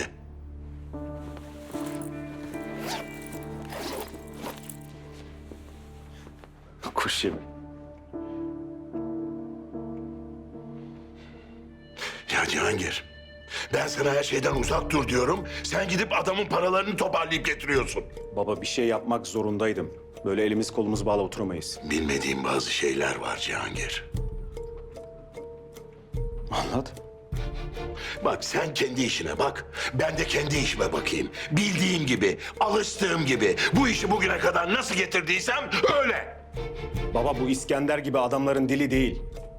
Korkmadığımızı, hatta istersek işleri nereye vardıracağımızı göstermemiz gerekiyor. İskender'i sen bana mı anlatıyorsun ha? Ben biliyorum İskender'i. Etrafımda dolanırdı, elimi öperdi. Maalesef geçti o günler. Cihangir, İskender benim muhatabım değil. Tamam mı? Ya sen bu işi ne zannediyorsun? Çocuk oyunu mu sanıyorsun ha? Daha açık konuşsana o zaman baba. Kim dedi çocuk oyunu diye? Yukarısı var oğlum. Gülay, sen karışma. İskender yukarıdan emir almasa, destek almasa böyle bir şey yapamazdı demek istiyor baba. Yeter ya! Yeter, ne konuşuyorsunuz siz? Gülay, sen konuşmayacaksın. Sen de ben ne diyorsam onu yapacaksın. Başka hamle istemiyorum.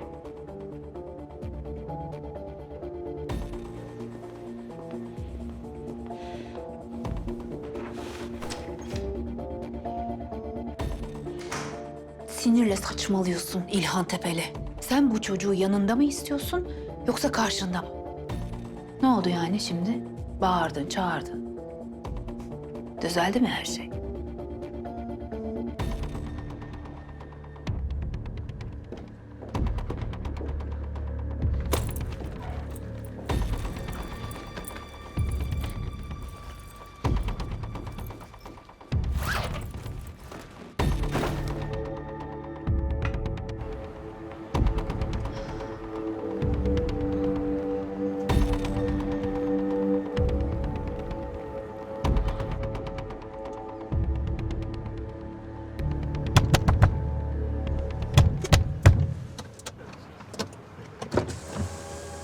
Bir şey mi vardı? Çarpıp kaçtınız bana, anca yetiştim. Ne çarpması ya? Kimseye çarpmadım ben. Nasıl kırıldı peki bu? Nasıl kırıldı? Ne bileyim nasıl kırıldı Kaan.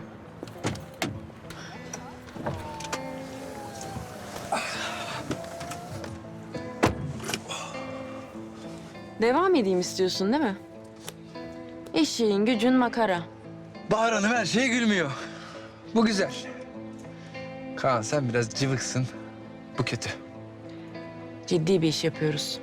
İnsanlar bize canını emanet ediyor. Daha da nasılsın? Ne yapıyorsun? Nasıl keyifler? Evet. Neler oldu anlat bakalım. Hiç. Depoda takıldık öyle işte. Ne yapalım, ne yapmayalım falan. Toplantı üstüne toplantı. Yoruldum vallahi. Geyiği keser misin? Ne yaptınız, ne aldınız? Ne konuşuldu İskender'le? Ben şok. Komiserim sen nereden biliyorsun İskender'i? Kaan. Bir an için göz göze geldik değil mi?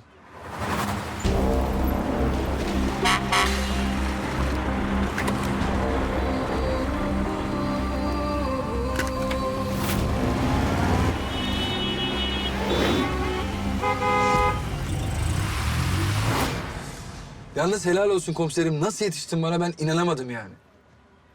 Size ceza kesiyorlar mı? Polislere yani böyle makas attığı zaman, ne bileyim kırmızı ışıkta geçtiği zaman böyle ters U falan çekerseniz. Benim için çalıştığını unutuyorsun. Nasıl unuturum, öyle bir şey unutabilir miyim? Ben yem olduğumun da farkındayım. Harcanabileceğimin de farkındayım. Allah'tan şimdi bir işinize yarıyorum da kıymet veriyorsunuz. Yoksa benim hikayem cart diye bitebilir. Bu senin elinde. bitirmeyeceksin. Her şey bana bakıyor yani öyle mi? Bana mı bakıyor? Birlikte komiserim, birlikte. Sen bana güvenmek istiyorsan ben de sana güvenebilmeliyim. Sen benimle pazarlık yapacak konumda değilsin. Pazarlık etmiyorum ben, iyi geçinmeye çalışıyorum. Yani çünkü ne kadar iyi geçinirsek çalışma şevkimizin o kadar artacağını düşünüyorum. Ne istiyorsun? Açık konuş. Sen hep böyle misin ya? Bodozlama. Kaan, ne istiyorsun? Küçük bir rica. Polis kayıtlarından, arşivden. Yani emir olamayacağına göre. 24 Aralık 2016 tarihinde bir olay Aksaray'da. Bir ihbar var mı, bir şikayet var mı? Onu öğrenmek istiyorum. Niye istiyorsun sen bunu? Yani ama bu böyle al gülüm ver gülüm ölçeğinde bir rica. Gizli saklı bir şey değil. Peki sen o gün, yani o gece işte, her neyse. O civarda mıydın? Polis kayıtlarına göre hayır. Biliyorsan neyi soruyorsun?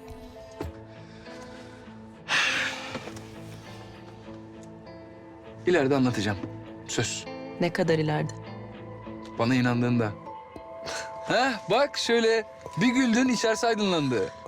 Kaan. Vallahi yakışıyor. Yakışmasa söylemem ya. Gerçekten çok yakışıyor. Komiserim çok yakışıyor ya. Görüşürüz.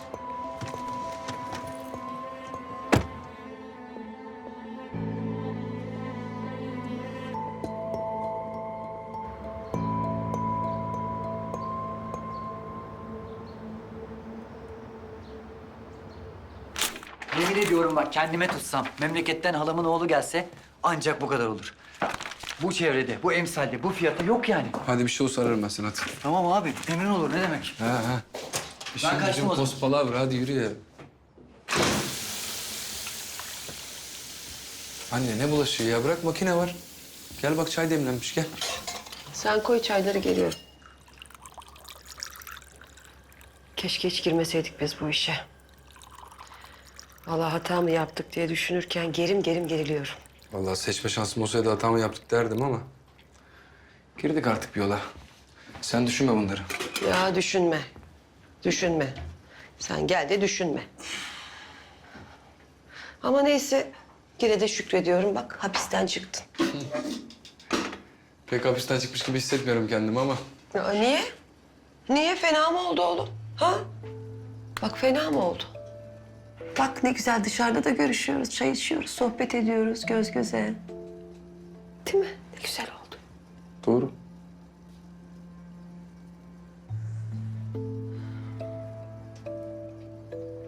Ama keşke burada değil de bizim evimizde kalsaydık beraber. Anne, bu işin nereye varacağı belli değil. Yok yere seni de tehlikeye atamayız. Böyle iyi. Ne yapıyorlar? Ha? Ne yapıyor polisler sana? Darlıyorlar mı seni yoksa? Ya anneciğim zaten herkes beni sorguya çekiyor. Gözünü seveyim Allah aşkına. Bir de sen sorma ya. Ya oğlum niye öyle diyorsun ya? Niye öyle diyorsun ha? Yakıştıramıyorum ben sana bunları, anlıyor musun? Bak, hapse girdin, neler geldi başımıza. İşler senin bildiğin gibi değil. Beni tuzağa düşürdüler.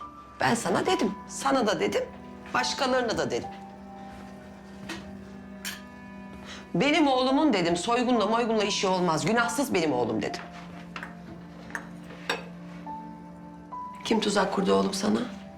Bilmiyorum ama daha en başından beri hepsi tuzakmış. Ben işin içinden bir türlü çıkamıyorum hala. Bana söyleseydin. Hı? Polise anlatsaydın. Ya ne yapacaksın sen anlatsam? Hem ben polise gitmedim mi zannediyorsun? Burada bir tane adam vardı.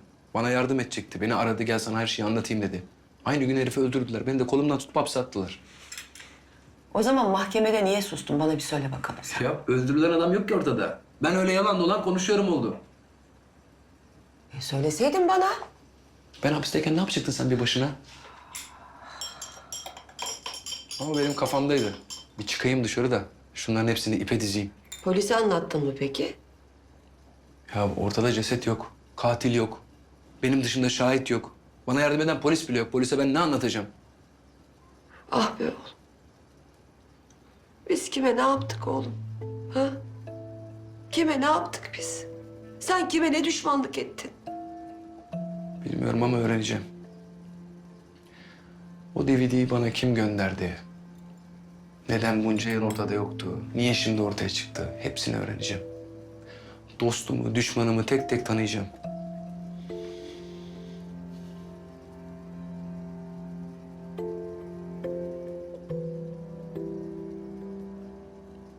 Sen merak etme. Gel bakayım şöyle gel. Dur çay sıcak. Boş ver. Ben bu kumpastan çıkacağım anne. Sen merak etme.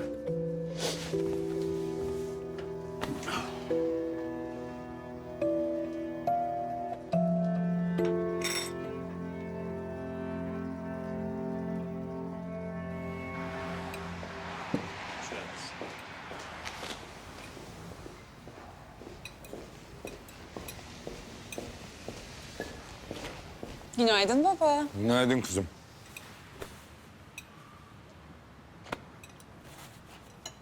Dediğim şeyi düşündün mü? Neyim? Ya baba sen neden beni ciddiye almıyorsun? Neyi ciddiye almamı istiyorsun kızım? Takdir etmeyen insanlar hiç takdir edilmedikleri için bunu yaparlarmış. Bana bir şey mi öğreteceksin? Sen geç dalganı. O çok güvendiğin adamların çevrendeydi ama soydular seni. Bunu biliyorum. İmtihanda sorsan sınıfı geçerim.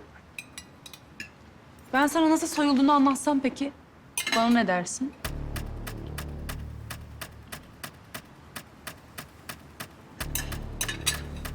Sen ciddi misin? Evet. Seni nasıl soydular biliyorum.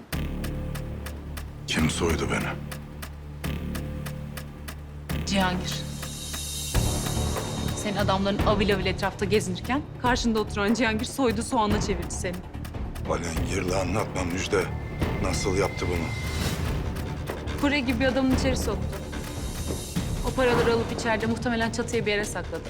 Ve elini kolunu sallayarak gitti.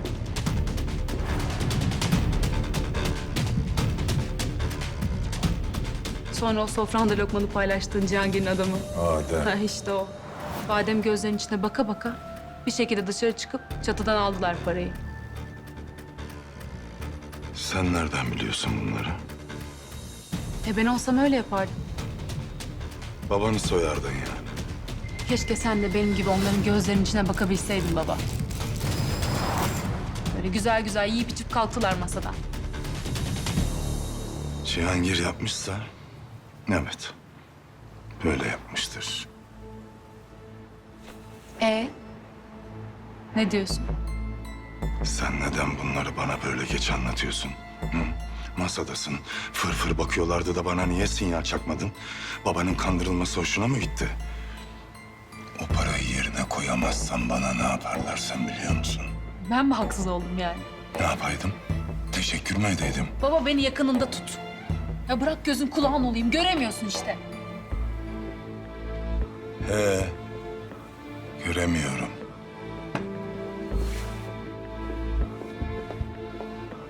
Çekilin üstüne.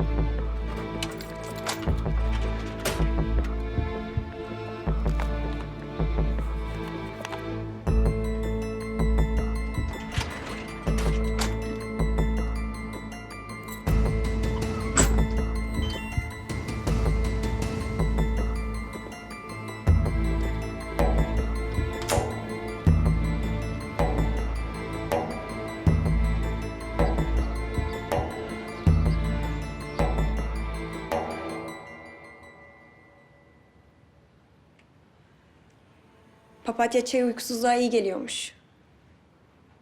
Evet duymuştum. Evde bir şey mi oldu? İşle ilgili bir şey. Geçer merak etme. Annem buraya geliyorsun diye bir şey mi söyledi? İrem annemle alakası yok. Daha önce zamanım yoktu. Şimdi var geldim. konuştuğumuz gibi devam edelim. Olur mu? Ben niye buraya geldim Cihangir? Çünkü seninle gelmeseydim randevunu ekecektin. Sanki ben bayılıyorum senin elinden tutup doktora getirmeye. Annen gibi.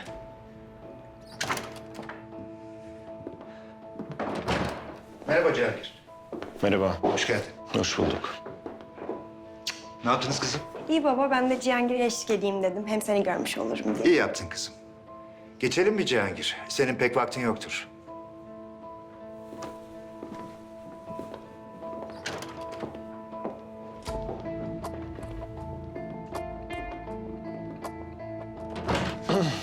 Böyle mi geçeyim?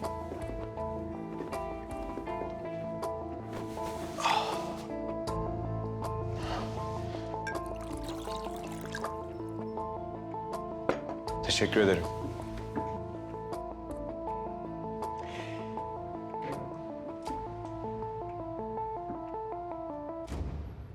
Çok uzun bir ara verdik Cihangir.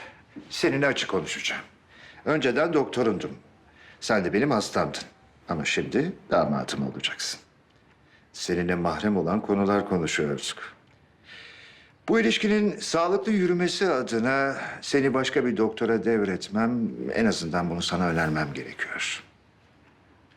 Bence gerek yok. Ben kendimi biliyorum. Ya sizinle konuşurum ya da hiç kimseyle konuşmam. Ama bütün sorumluluğu bana bırakma. Tamam, tamam. Hemen karar vermeyin. Bir görelim, bir düşünelim. Rahatsızlık duyarsak vazgeçeriz. Olur mu?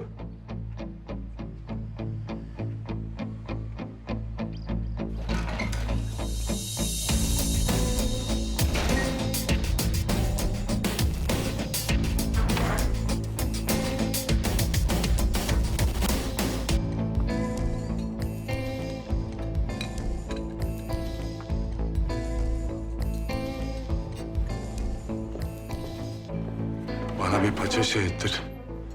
Bir de şunu kasadaki arkadaşı var. Biri gelip alacak.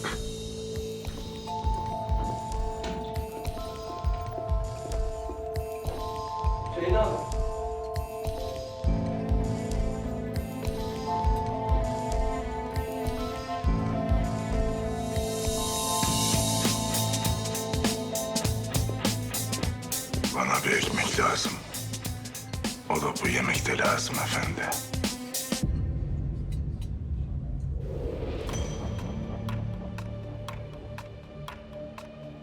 Sarı elbiseli bir adam var. Takım elbiseli. Tanımıyor musun bu adamı? Yok. Ama çok gerçek. Hani birini bir yerden hatırlarsın. Ama nereden olduğunu bilemezsin ya.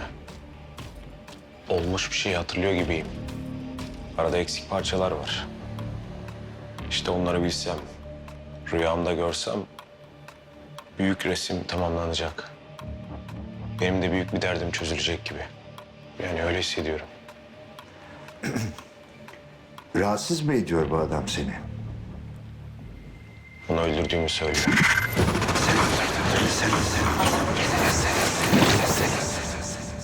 Her defasında. Rüyanda mı karşına çıkıyor? Karışık. Yani rüyayla karışık. Gündüz düşü mü denir? Çok karıştı artık. Ticaretle uğraşıyorsun. Çok fazla insan tanıyorsun. Paranın döndüğü yerde insanların da canı yanıyor elbet. Belki zarara uğrattığın biridir. Belki iflas etmiştir senin yüzünden. Sana dokunmuştur belki bunu yapmak. Bilinçaltın unutmadım diyordur. Yok öyle bir şey hatırlamıyorum. Hatırlamazsın. Ama rüyada gördüklerimiz, gerçek hayatta gördüklerimizin, yaşadıklarımızın bir izi olabilir bazen. Bir de böyle düşün. Gerçek hayatta sarı takım elbise giymek zorunda değil bu adam. Arabası sarı olabilir. Ya da ne bileyim, belki kuyumcudur. Altın işiyle uğraşıyordur. Ama sürekli konuşuyor. Bazen dalga geçiyor. Bir şey biliyor, ben de bilmiyormuşum gibi laflar ediyor. Cihangir, sana verdiğim ilaçları ne zamandır kullanmıyorsun? Bir süredir. Hı? Epeydir. Onları kullanmalısın. Sana hemen buradan bir kutu vereceğim. Uykusuzluğun var. Bedenen yıpranıyorsun. Bu da zihnine yansıyor.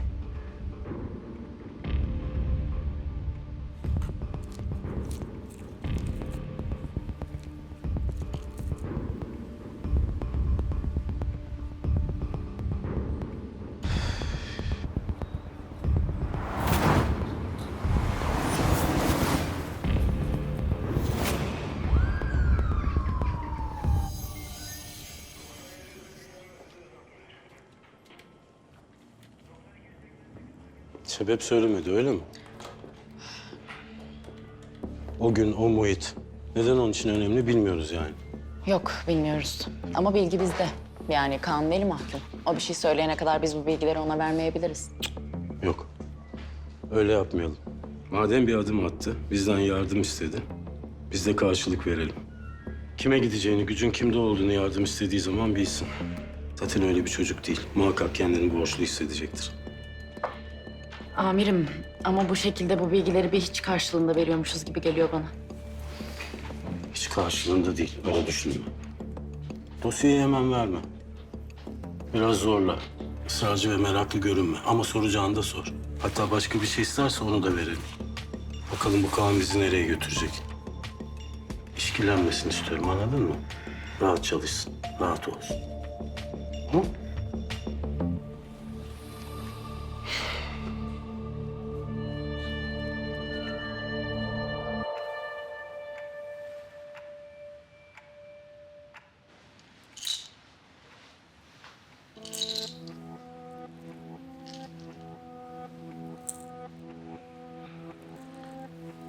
İçimde bir his var.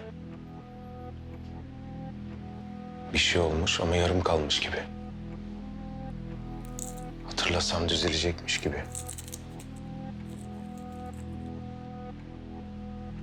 Uyuyup uyanmak gibi. Hani ağlayınca rahatlar ya insan. Ben de sanki ağlasam rahatlayacakmış gibiyim. Yanlış anlama, ağlamak değil benim derdim. Bulmaktan bahsediyorum. Ağlayınca, gülünce rahatlarız. Tek bir yol değil ama bir yol. Ağlamak ayıp değil. Rahat bırak kendini diyorsun. En azından bu odada rahat olmanı istiyorum.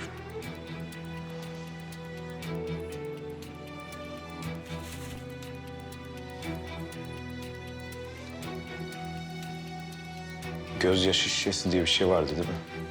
Gözyaşını tutup şişeye mi topluyorlardı?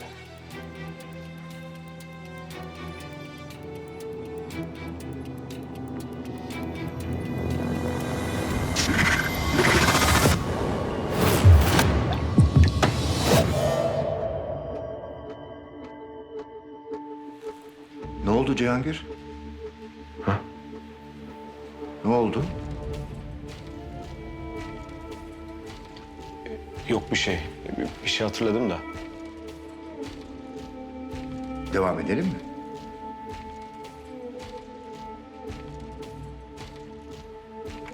Süre doldu ama.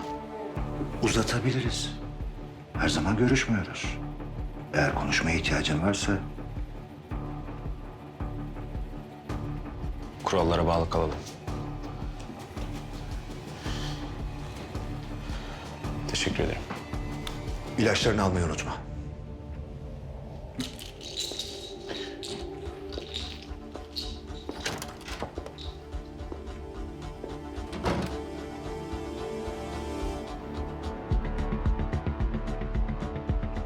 Geliyor musun?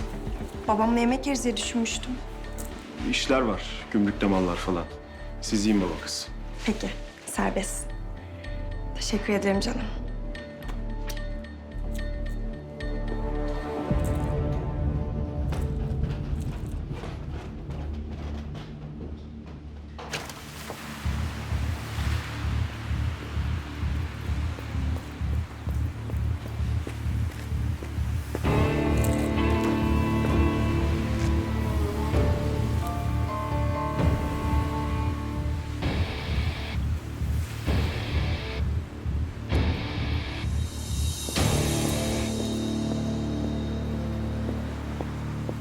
Bravo Cihangir, bravo. Doğru karar. Doğru karar. Doğru karar. Doktorlar ne diyor? Stresten uzak dur. Tek dedikleri bu. Kimim ben? Hı? Stres yapma sakın. Trafiğe çıkacaksın Cihangir.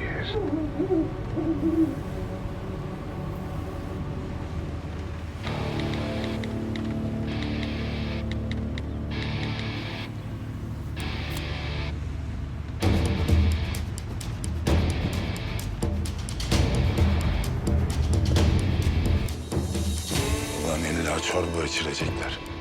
Telefona mesaj atsalar olmuyor.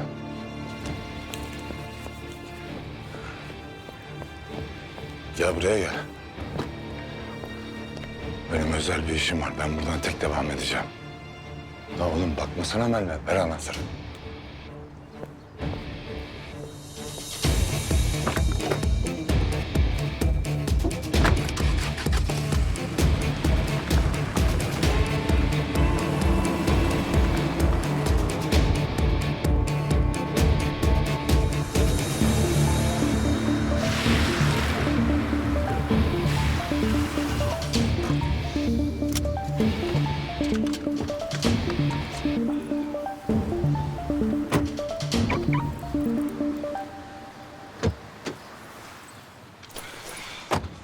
Araba yeni. İşe yarıyorum işe. Terfi aldım. Allah gobel. Cihangir abim alsın kullansın dedi. İyi yere tüken açtın. Bu dosya benim mi yoksa? Hı hı. Süpersin. Dosyayı hemen verme. Biraz zorla. Israrcı ve meraklı görünme. Ama soracağını da sor. Hatta başka bir şey isterse onu da verelim. Bakalım bu çocuk bizi nereye götürecek. Ben de iyiyim Kaan. Sağ ol sorduğun için. Sen nasılsın? Sen boş beleş muhabbet sevmiyorsun diye ben direkt konuya girdim. Yoksa ne? 3 köfte 25 kuruş. Bende laf çok. Bu sene yaz da olmadı sanki be. Ha? Eskiden böyle miydi? Şuralar hep dutluktu, hep. Aha. Her yer bina doldu. Nefes alamıyoruz. Nasılım? Tamam uzatma.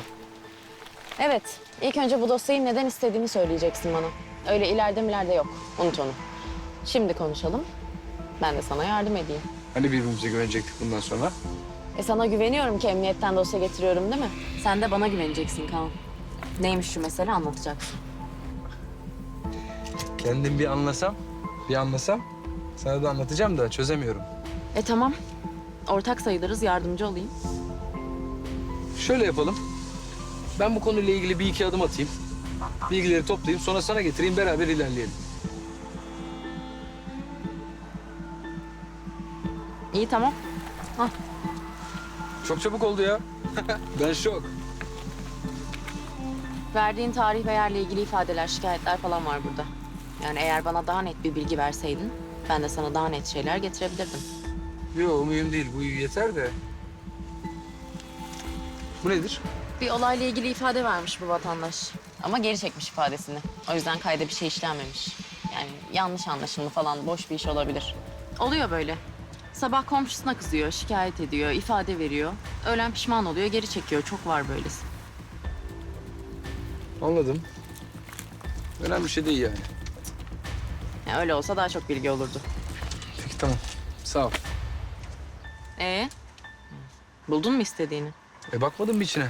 Bir şey yok ki bunda. Allah Allah. Ha, bu arada sahiden teşekkür ederim. Yani benim için önemliydi. Yardım ettiniz. Cemal amirime de selam ederim. Onun haberi yok ki. Niye? İzin vermeyebilirdi. Ben getirdim bu dosyayı sana. Aramızda. Vay. Tamam.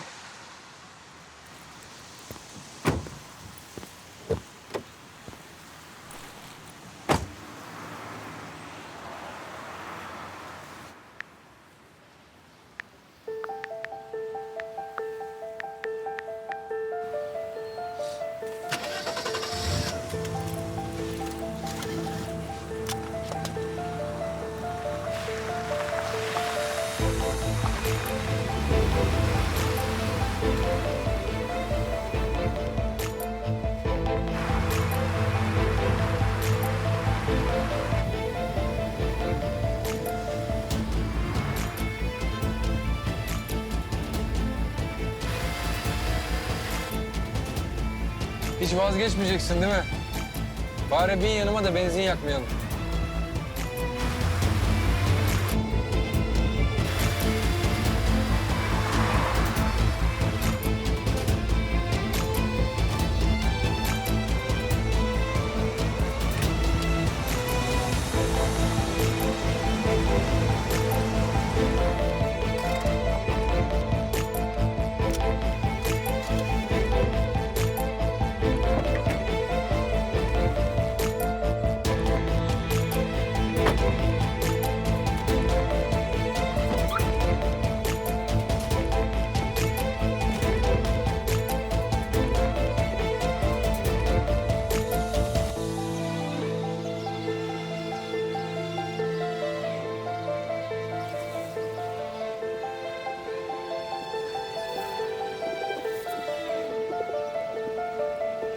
Hem açık hava hem de araçla girilmiyor.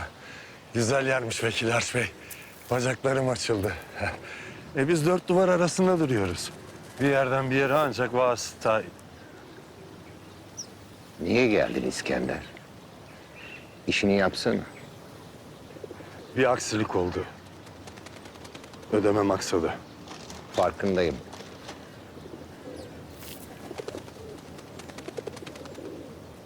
İnsanın dili de varmıyor söylemeye. Soyuldum Vekil Arş Bey. Biliyoruz. Kuşlara aptal diyorlar. Ne haksızlık. Telafi edeceğim efendim. Bunu yapan kim onu da biliyorum. Onun da hesabını soracağım. Biz ödemenle ilgileniriz İskender. Kim yaptı, niye yaptı, sen nasıl hallettin onunla ilgilenmeyiz. Değil mi o? Şuraya bir şahin dadansa, şu kuşları alsa götürse. Biz ne yapalım İskender? Aslında sizi de ilgilendiriyor efendim. Bunu yapan bizden biri. Cihangir. İlhan Tepeli'nin oğlu.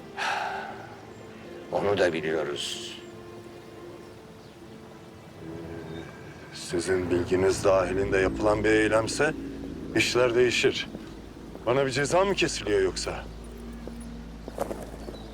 Bak hele kimler geliyor? İyi günler Vekil Arş Bey. Bu çanta size ait beyefendi. Bahsetmiştim.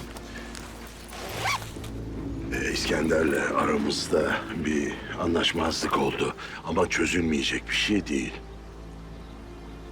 Bilgim dahilinde değil demiştim İlhan. Şu hale bak İlhan. Sofrandan ekmek yediğim yılları yaşanmamış sayıyorum. Eskiden de sevmezdim seni. Hiç sevmedim. Sevmen gerekmiyor İskender. Ticaret yapıyoruz burada. Karşılıklı saygı duyalım, yeter. Bu mu lan saygı? Ha? Mekanımı soyuyorsun. Yetmiyor. İkinci kere rezil etmek için çaldığın parayı buraya getiriyorsun. Öyle değil İskender. Senin paranı ben getiriyorum. Sen değil, Vekil Arş Bey'e ben teslim ediyorum. Bu seferlik böyle olsun. Aramızda bir anlaşmazlık vardı, sürtüştük. Ama artık kapansın bu konu istiyorum. Benim borcumu ödüyorsun yani. Bunu neden yapıyorsun efendi? Bu kavgayı istemiyorum. İşler yürüsün, kan dökülmesin istiyorum. Peki. Öyle diyorsan, barışalım diyorsan...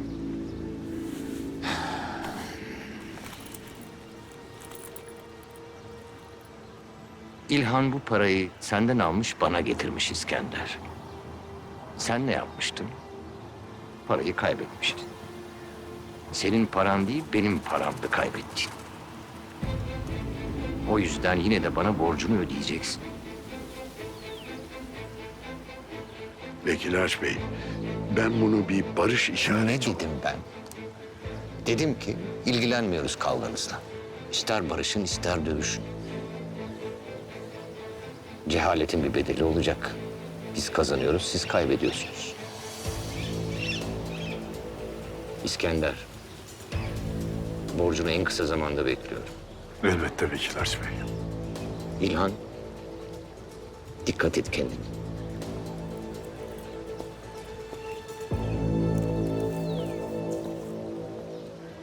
Kendi paramla rezil olacakmışım meğer. Biz böyle yaptığımız sürece bu adam kazanacak. Ustalıktansa kalfalık daha rahat be İlhan. O hep kazanacakmış. Varsın kazansın. Sen kazanamayacaksın. Bir türlü beynin basmıyor değil mi?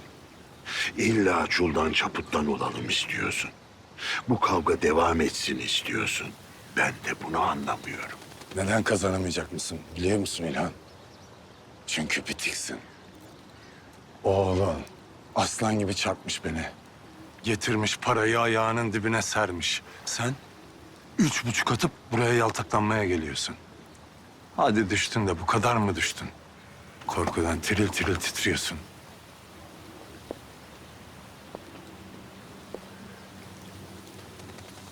Adamın cahil dediği sensin İskender. Bak İlhan, o çanta var ya, vekil harçla gitti. Geçmiş olsun, bir daha geri gelmez. İstersen 5 katını ver bana, yine yetmez. Öldüreceğim seni. Yok edeceğim. Babasını korumak için Cihangir mi geliyor karşıma? Onu da yok edeceğim. Bunu aklına koy. Azrail'in benim. Eren'in öldüğü yere neden çağırdın Cihangir'i? Bunu bana Cihangir de sordu. Üstüme geldi. Hadi o delikanlı. Halkayı nereden bilsin? Sen neden soruyorsun? Bunu bana değil. Bak, orada giden adama soracaktım.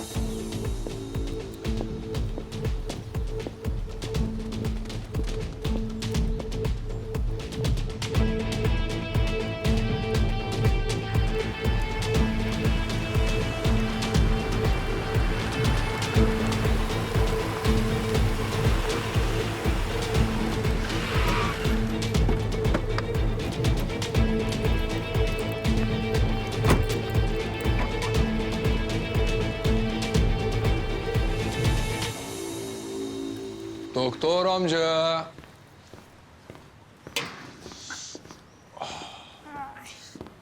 Ay. Yalnız gelmemişsin yine. Kopamıyoruz maalesef. Ben nereye, o oraya. Kısmet oğlum. Kaderden kaçınmaz. Ne yaptın? Hapisten çıkınca gitmem gereken yere anca gidiyorum. Olsun varsın. Hiç olsun da güç olmasın. Var mı yeni haber? Var gibi.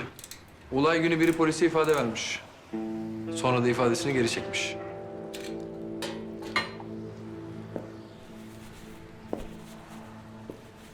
Korkmuş da vazgeçmiş. Öyle mi? İşte fikrini niye değiştirmiş? Onu soracağım. Poliste ölüm kalım gözüküyor mu? Benim gördüğüm raporda yoktu. Ayrıca sanmıyorum. Böyle bir şey olsa mahkemede üstüme ihale edilirdi. İyi ki de olmamış. Yok yere bir de katil mi olacaktı? Belki de ölmedi hakikaten. Kalktı gitti. Yaralıydı. Nerede o zaman? O da doğru. 2 yıl geçti. Çıkardı ortaya illaki. Şahit varmış meğer. Polise güvenmeyen sana nasıl güvenecek? Bulacağız bir yolda, bulacağız. Ama önce senin bana yardım etmen gerek. Kaderimden kaçmam için. Benim de başım belaya sokacaksın sonunda. O bana kızar, sana değil.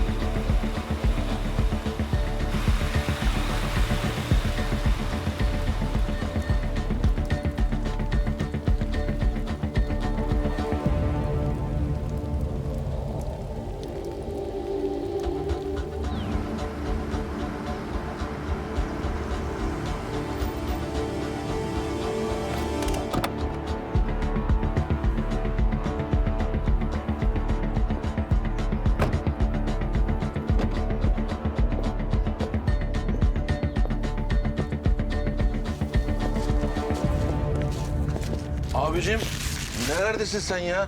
Yüzünü gören cennetlik. İş güç tabii yoğunsundur. Yurt dışında falan mıydın? Aha yaptık öyle bir şeyler. Sen uğramaz olunca taşındın sandım. Çırağa baktırdım, eşyalar yerinde duruyor dedi. Sağlığın saatin yerindedir inşallah. Eyvallah çok şükür. Bir şey diyeceğim. Benim ev tam takır. Sen bana kahvaltılık böyle ufak tefek bir şeyler ayarlasana. Olur abi. Yalnız benim bir işim var. Sen senin çocuğu yollarsın. Olmadı kapıya bırakır. Olur abi, emrin olur. Çok güzel ev yapımı reçel var. Organik diyeyim sana. Ondan da koyayım mı? Koy koy. Tamam kafana göre. Eyvallah.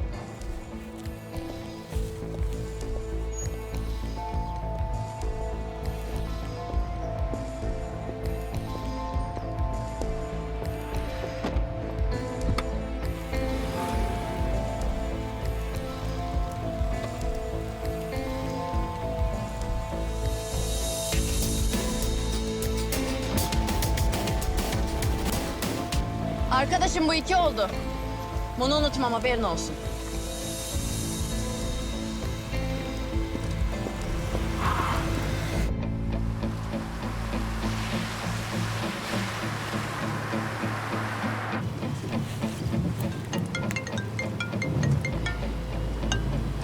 Buyurun ben Kaan. Piyadeniz. İşin düşünce pek güzel anlatıyorsun. Güvenelim birbirimize, biz yol arkadaşıyız, şu bu. Fikrim değişmedi. Güvenmeliyiz birbirimize. Bu yaptığın ne o zaman Kaan? İşte karşılıklı olacak o. Dikiz aynasından baktığım zaman seni görmediğim gün inanacağım bana güvendiğine. Ha öyle mi? O zaman aç kulağını da dinle beni. Böyle sürerse zaten bu kaçamakların çok da uzun sürmeyecek. Yakında tekrar içeride bulacaksın kendini. Sonuçta ipler senin elinde amirim. Öyle dersen öyle olur. Başka türlü dersen başka türlü. Durumun farkındayım ve inadına yapıyorum diyorsun yani.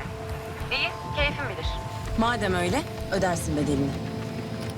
Allah Allah, sert. Bildin değil mi bizim abi? Hani şu eski evde oturan. Oraya götüreceğim. Bizim abinin.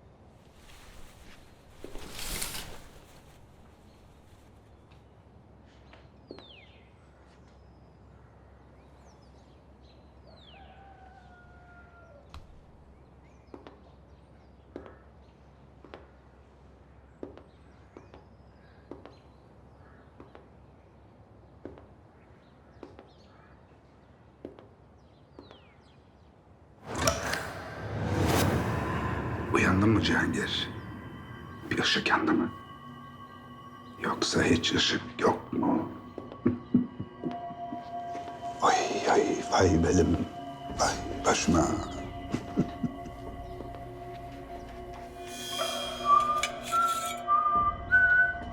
Senin bir bildiğin yok. Zaten sen de yoksun. Bak seninle bir oyun oynayalım. Ha? Sıcak. Soğuk. Ha? Soğuk. Soğuk. Daha soğuk. Şimdi ısınıyorsun. Sıcak. Sıcak.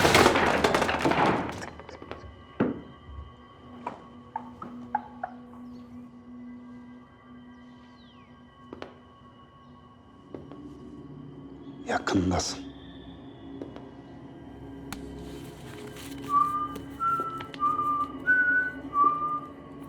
Ama yanlış yere bakıyorsun Cihangir.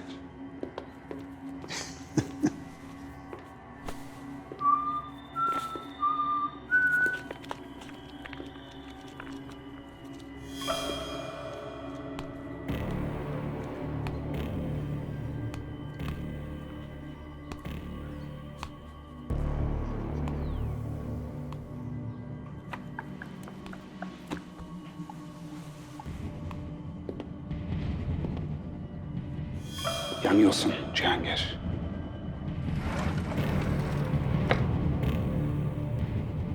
Ne var çekmecede? Ben mi varım yoksa?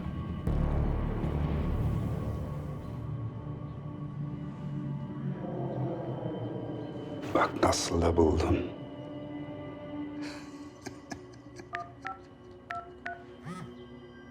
Şifreyi hatırlayabilecek misin? Ha?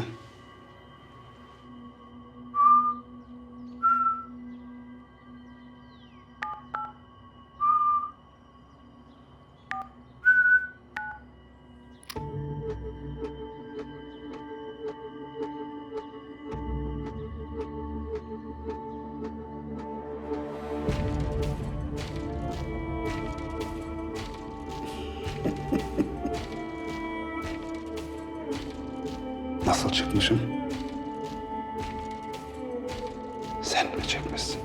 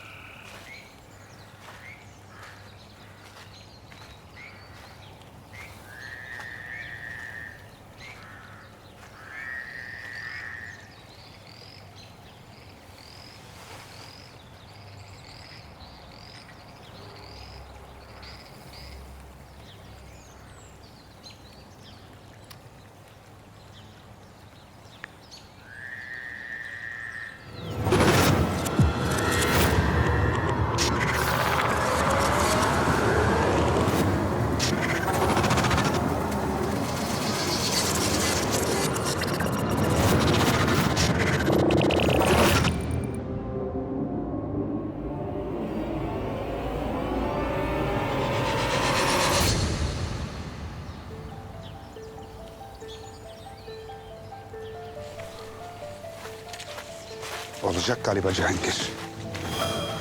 Günahlarını hatırlayacaksın.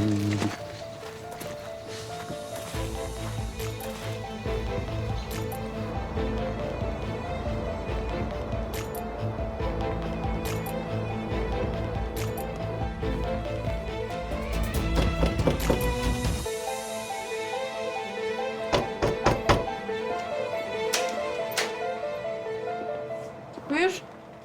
Teyzeciğim hayırlı günler. Emrah'a bakmıştım ben. Oy. Sen Emrah'ın nesisin? Ne edeceksin Emrah? Asker arkadaşım ben onun. Tezkereden sonra görüşecektik. Bir türlü görüşemedik. Telefonu yok mu? Niye aramayısın da buraya kapıya kadar geliyorsun? Ya arıyorum açmayı da. Yok mudur öyle? Yoktur da. Nerede dur? İşe gitti. Ya nerede dur? Taksi söyleme daha söyle. O pislik yuvasına. Allah'ın cezası. Dersin başka yere hiçbir iş yok. Bir kurtulamadı o batakhanelerden. Bu emperyali mi değilsin? Ha, bak sen de biliyorsun. Allah'ım onları yok etsin he. De bakayım. Yoksa sen de mi o yolun yolcususun? Yüzün de tertemiz ama. Ya ağzından yel alsın. Tövbe de benim ne işim olur öyle? Neyse teyzeciğim kal sağlıcakla. Haydi güle güle. Haydi.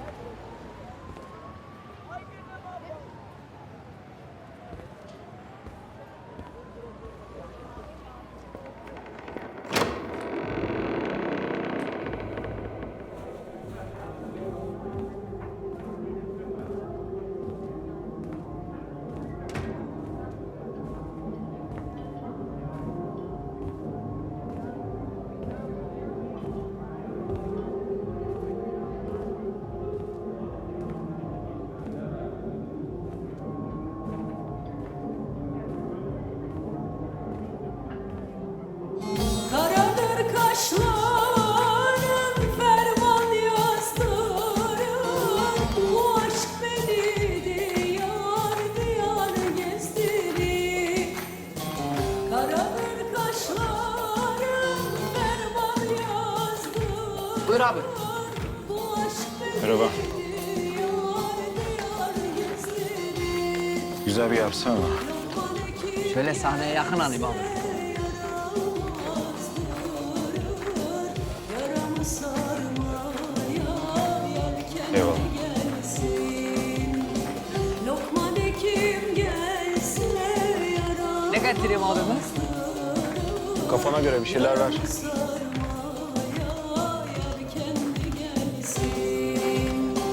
ormanlardan aşağı aşağı gezerim. Nazlı yâri kaybettim ağlar gezerim. Ormanların gümbürtüsü başıma vurur.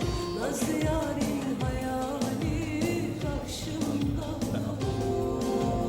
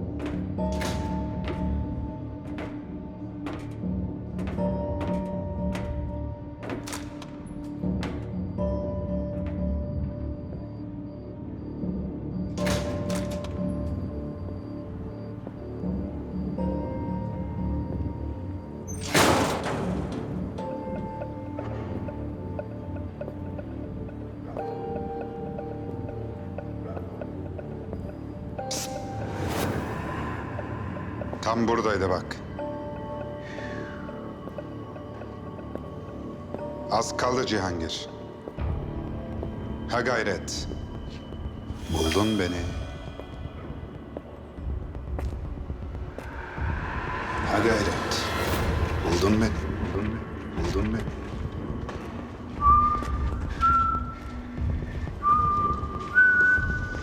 Beni sen öldürdün. Beni sen öldürdün Cihangir. Artık biliyorsun.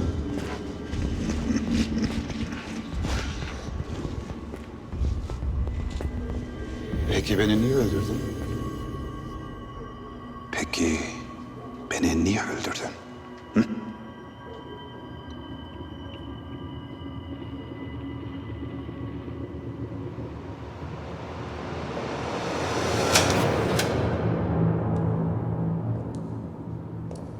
Buldun beni.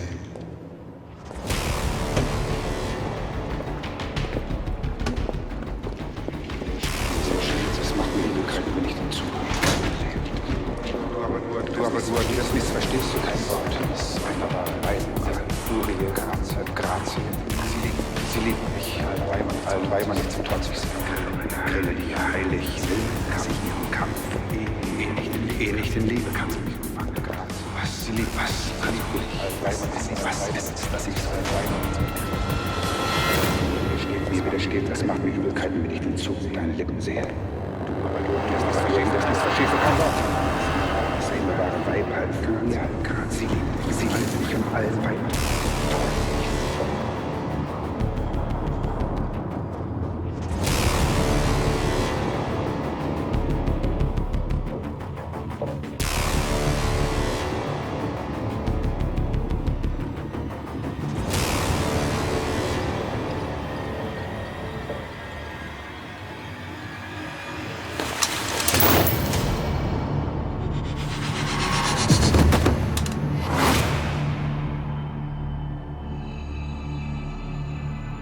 Cihangir.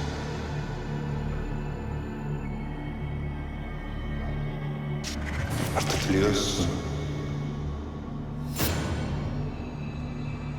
Beni sen öldürdün. Artık biliyorsun Cihangir. Peki beni niye öldürdün?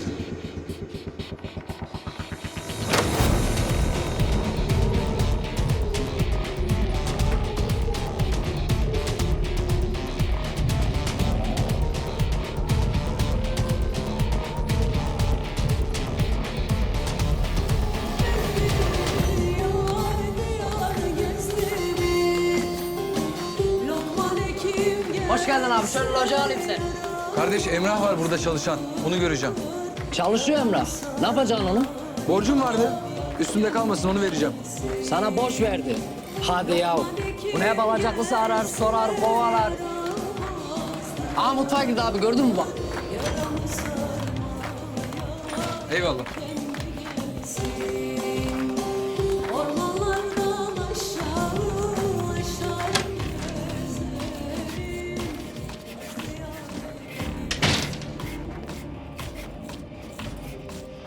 Emrah varmış burada. Kolay gelsin. Tamam, polise bak. Sağ ol.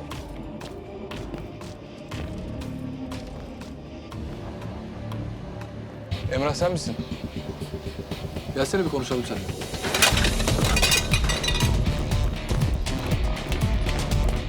Lan!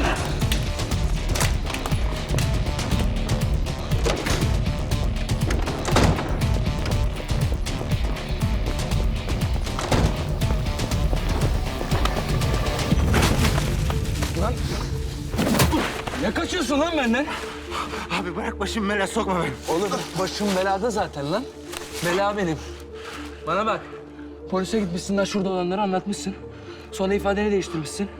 Yok abi öyle bir şey. Lan oğlum bir şeyden korkup ifadeni geri çekmişsin. Yalan mı? Abi yanlış bir anlaşılma olmuş. Vallahi yok öyle bir şey. Vallahi billahi yok. Lan delirtme oğlum beni bak. Burada bir adam öldürüldü tamam mı? Sonra da her şeyin üstü örtüldü. Ne cinayet, ne silahlı çatışma hiçbir şey olmamış gibi... ...o adam hiç yaşamamış gibi her şeyin üstü kapatıldı. Bana bak. O adam bana yardım edecekti anladın mı? Benim yüzümden öldürüldü. Sen de bu cinayeti gördün. Bunu kimin yaptığını gördün. Bana katilin kim olduğunu söyleyeceksin. Görmedim ama ben öyle bir şey. Lan gördün oğlum lan. Gördün lan. Sen beni de gördün lan değil mi? Cevap ver lan, gördün mü? Gördüm. Sen de oradaydın. Lan gördün oğlum lan. Gördün lan.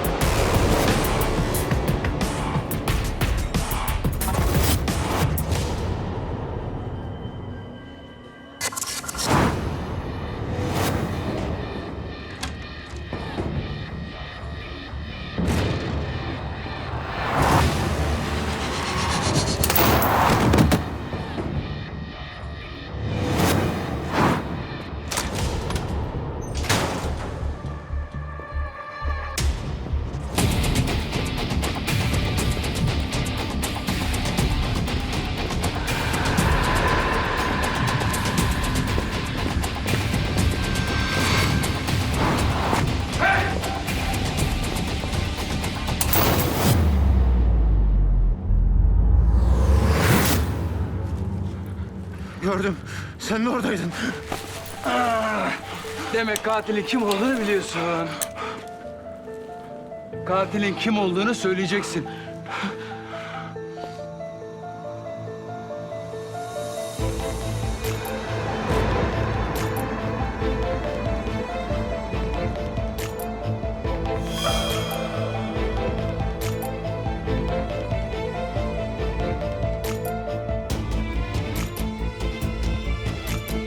Lan söylesene oğlum, cinayeti kim işledi?